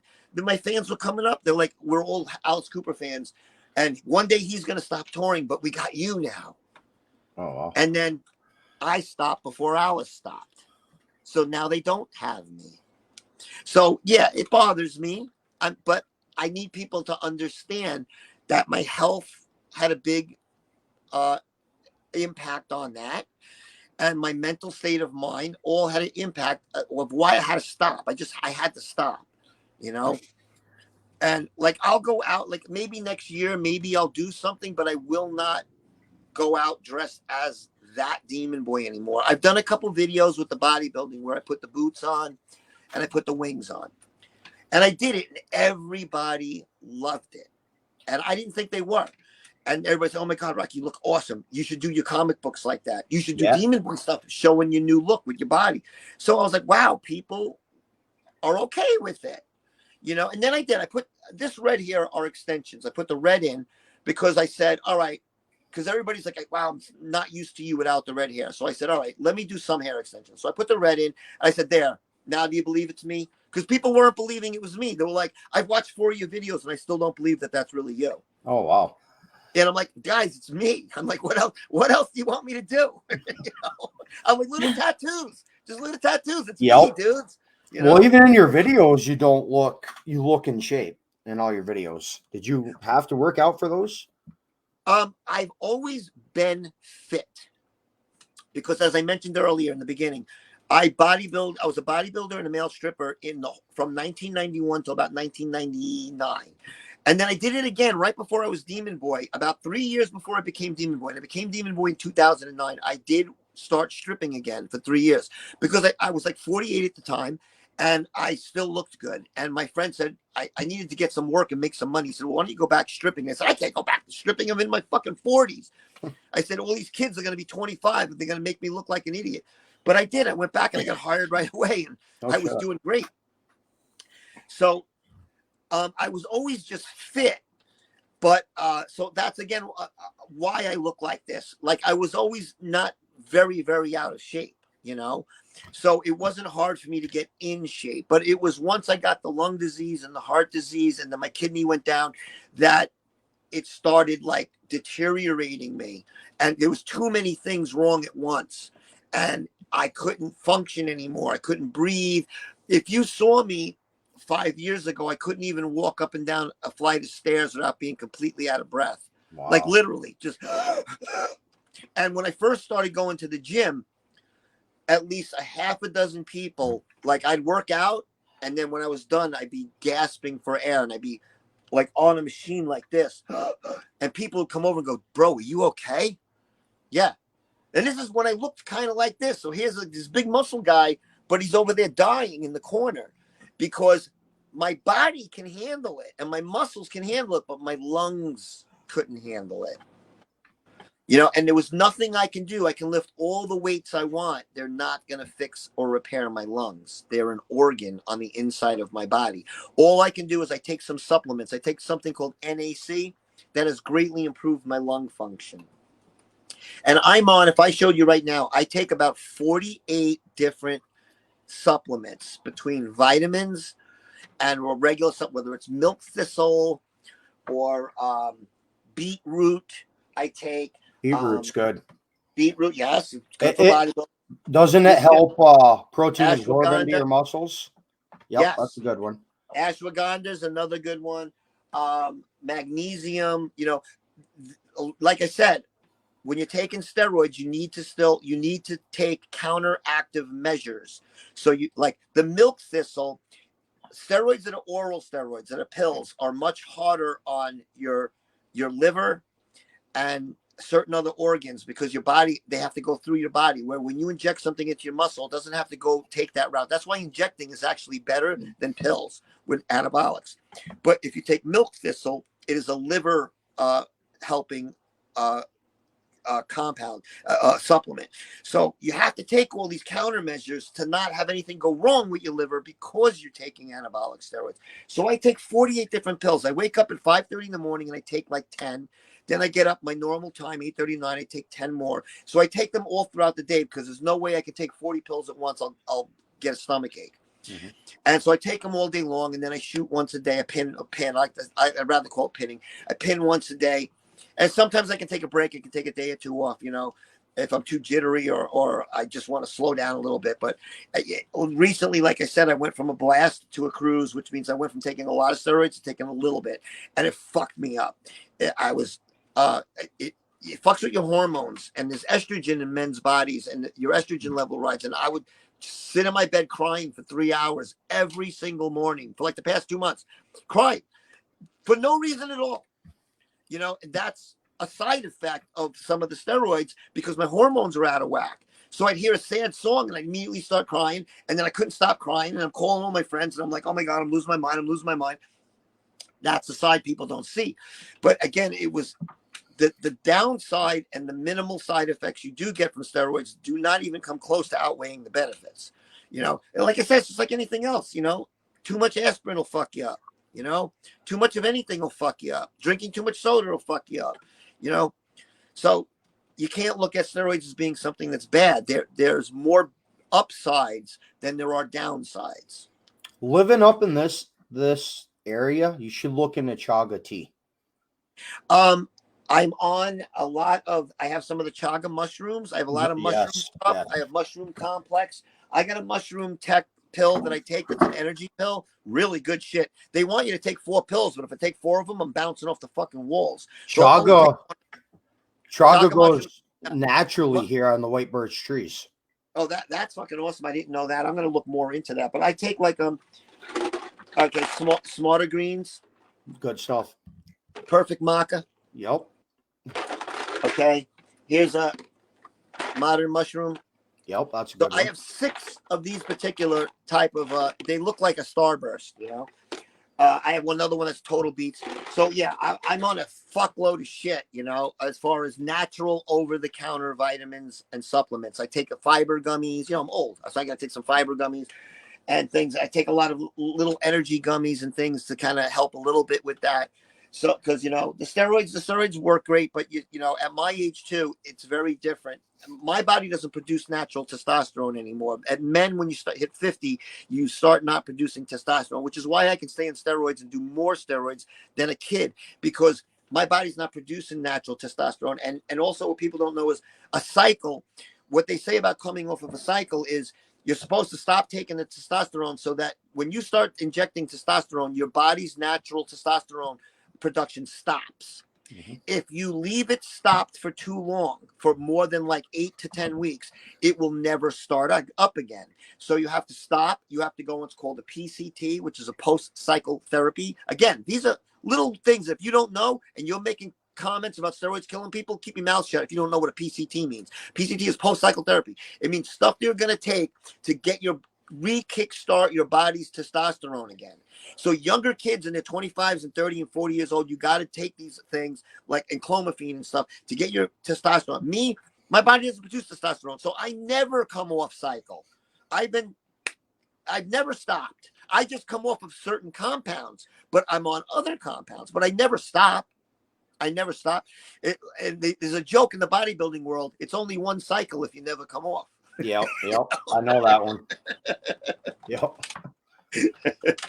Like I said, as long as you do it safe, and you can see I'm relatively normal. You know, I don't have a back full of acne.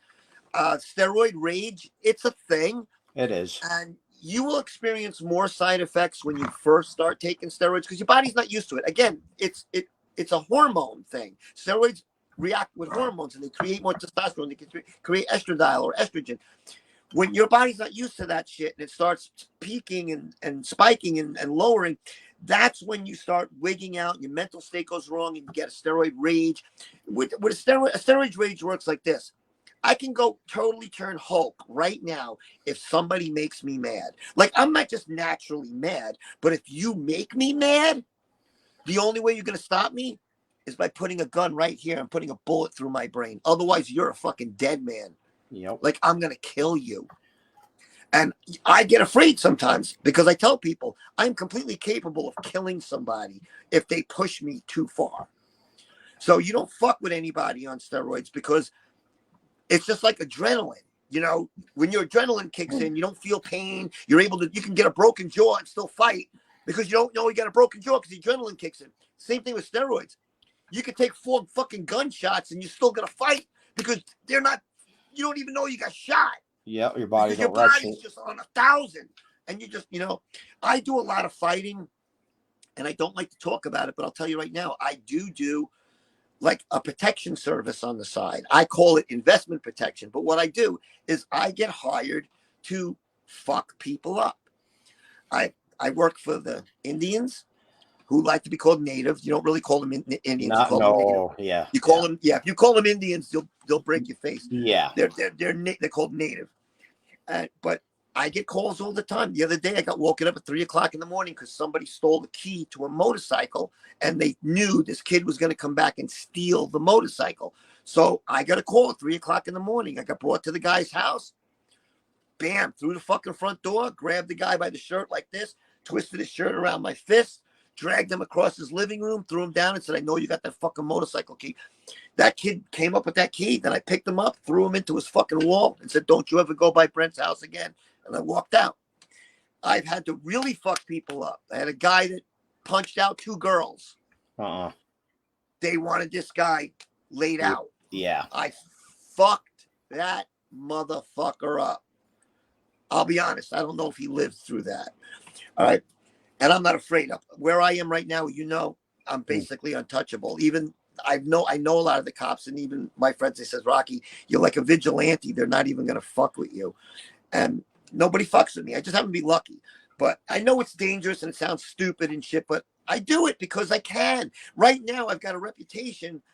So they know, they hear, like, if somebody has a problem, because I'm working for like bad people, like I do security for drug dealers. All right. Not that I'm endorsing drug dealing, but I'm just protecting them. If they go on a big deal and they need security in the room to make sure nobody does anything, they have me come to just stand there, you know? So now it's like they hear, if you don't pay me what you owe me, I'm sending Rocky. The minute they hear that, people are paying. So I don't even have to do anything anymore. The first year, yeah, I had to go out and break a lot of faces. Now I just got to show up. Like, no, you know, Yep. give them their money. Yeah, you just get a reputation after a while, you know, because all my friends are like, oh, Christ, you're going to end up in jail. I'm like, oh, maybe not. Put it this way. When you're beating up drug dealers, they ain't calling the cops. Especially on the reservation. Let me tell you, the fucking natives are awesome. And I feel the safest ever when I'm on the reservation. They don't fuck with their own kind. Nope. You are very well protected there. And because I fit in, like I said, they think they're like, you know what they call me? My nickname, my native nickname is the walking murder machine. That's funny. Because I won't use a weapon. I do not use knives and I will not use a gun. It's just this. It's just. Yep. I'm good at grappling. I know a lot of MMA. You know, I learn a lot. I took martial arts like 30 years ago. I got up to the green belt, but then I got out of the classes. But I'm just a street fighter. I know how to fight. And I've fought. I've beaten up 3 cops in my life. I've punched out, literally. I broke my pinky on one guy. I've gotten arrested every time, but only got arrested. Never went to jail because I happen to have I'm pretty well protected. I don't mind saying this publicly because I don't give a fuck. I'm really well protected. I have an army of lawyers. I have a federal judge in my back pocket, and I have a high-ranking FBI agent who's a very close friend of mine. Has been a friend of mine for over 30 years. He was actually in my band in the 1980s, and he is now a high-ranking federal agent, higher than a marshal. Damn. All I do is make a couple of phone calls. They call, if I get arrested, they call there. You got somebody we know in there. Don't fuck with him. They literally will leave my jail cell open. Oh, there's pillows over there if you want them. There's blankets over there. And now I got to go through the bullshit, you know, but then it's just like, give them some money and let me get out of here. And then that's it. I've never had to like do time, you know.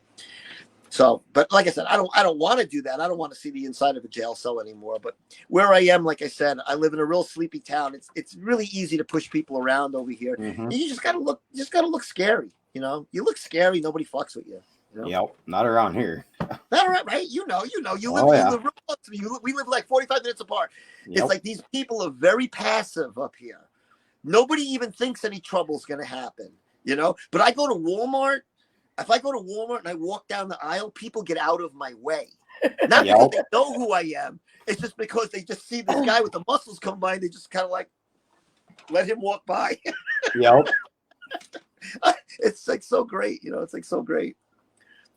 But hey, guys, look, we've been on for 2 hours.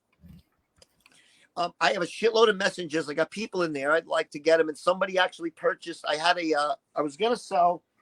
I had a gift bag ready to go that I put up earlier, and somebody actually came in and wants it, so I didn't have to advertise it on the show. But if anybody wants some Demon Boy merchandise, you can hit me in my DM, guys. I have a lot of stuff right here in my home office.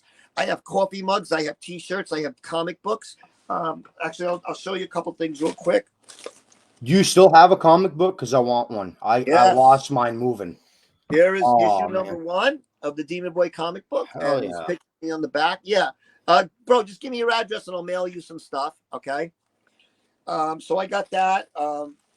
Here's a Demon Boy mouse pad. This is going out in the package. It just got, so I have a ton of stuff. And down here, I have something really cool. Hold on. Here is a throw pillow.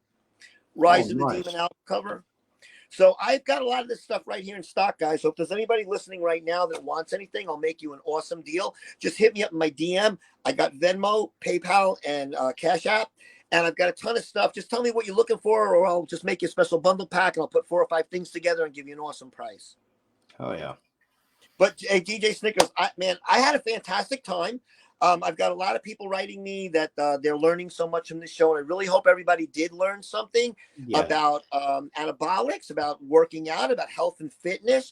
And I hope everybody understood my reasons for retiring. And I wanted to thank everybody for being like so kind about it and accepting that my reasoning for retiring. Now that you guys know that I did have these health problems, and you can hear my voice is going. We have been talking for 2 hours. This is why, guys, I can't really go out and sing concerts like that anymore, because I'll probably lose my voice 3 songs in. Yeah. You know, like I said, you can look your outer casing can look like $1 million, but everything on the inside is still 60 years old. You know, still falling apart on you eventually. Yes. Yep. And the inside's all black stuff. Yeah. Yep. All right. Yeah, it was awesome having you back on. I will get this up on YouTube for you. And yes, a lot of people need to see that. I have friends in England that couldn't see it because they have some weird TV license thing over there. Yeah. But they can watch. They can't watch the live stream, but they can watch it on YouTube. Yep. And then you and me and DJ Snickers will be back in maybe a month's time or 2 months time. Yeah. Give me a month. Give me a month. Live from the gym, baby. Hell yeah. Can't wait. All Yep. right. Yep. Clementine All said, right, great show. It's good seeing you. That's it. I'm going to give you one more while I'm here. All right, man. You have a good night. Yeah. All right, everybody. Thank you. Thank you for having me on the show, everybody. DJ Snickers out.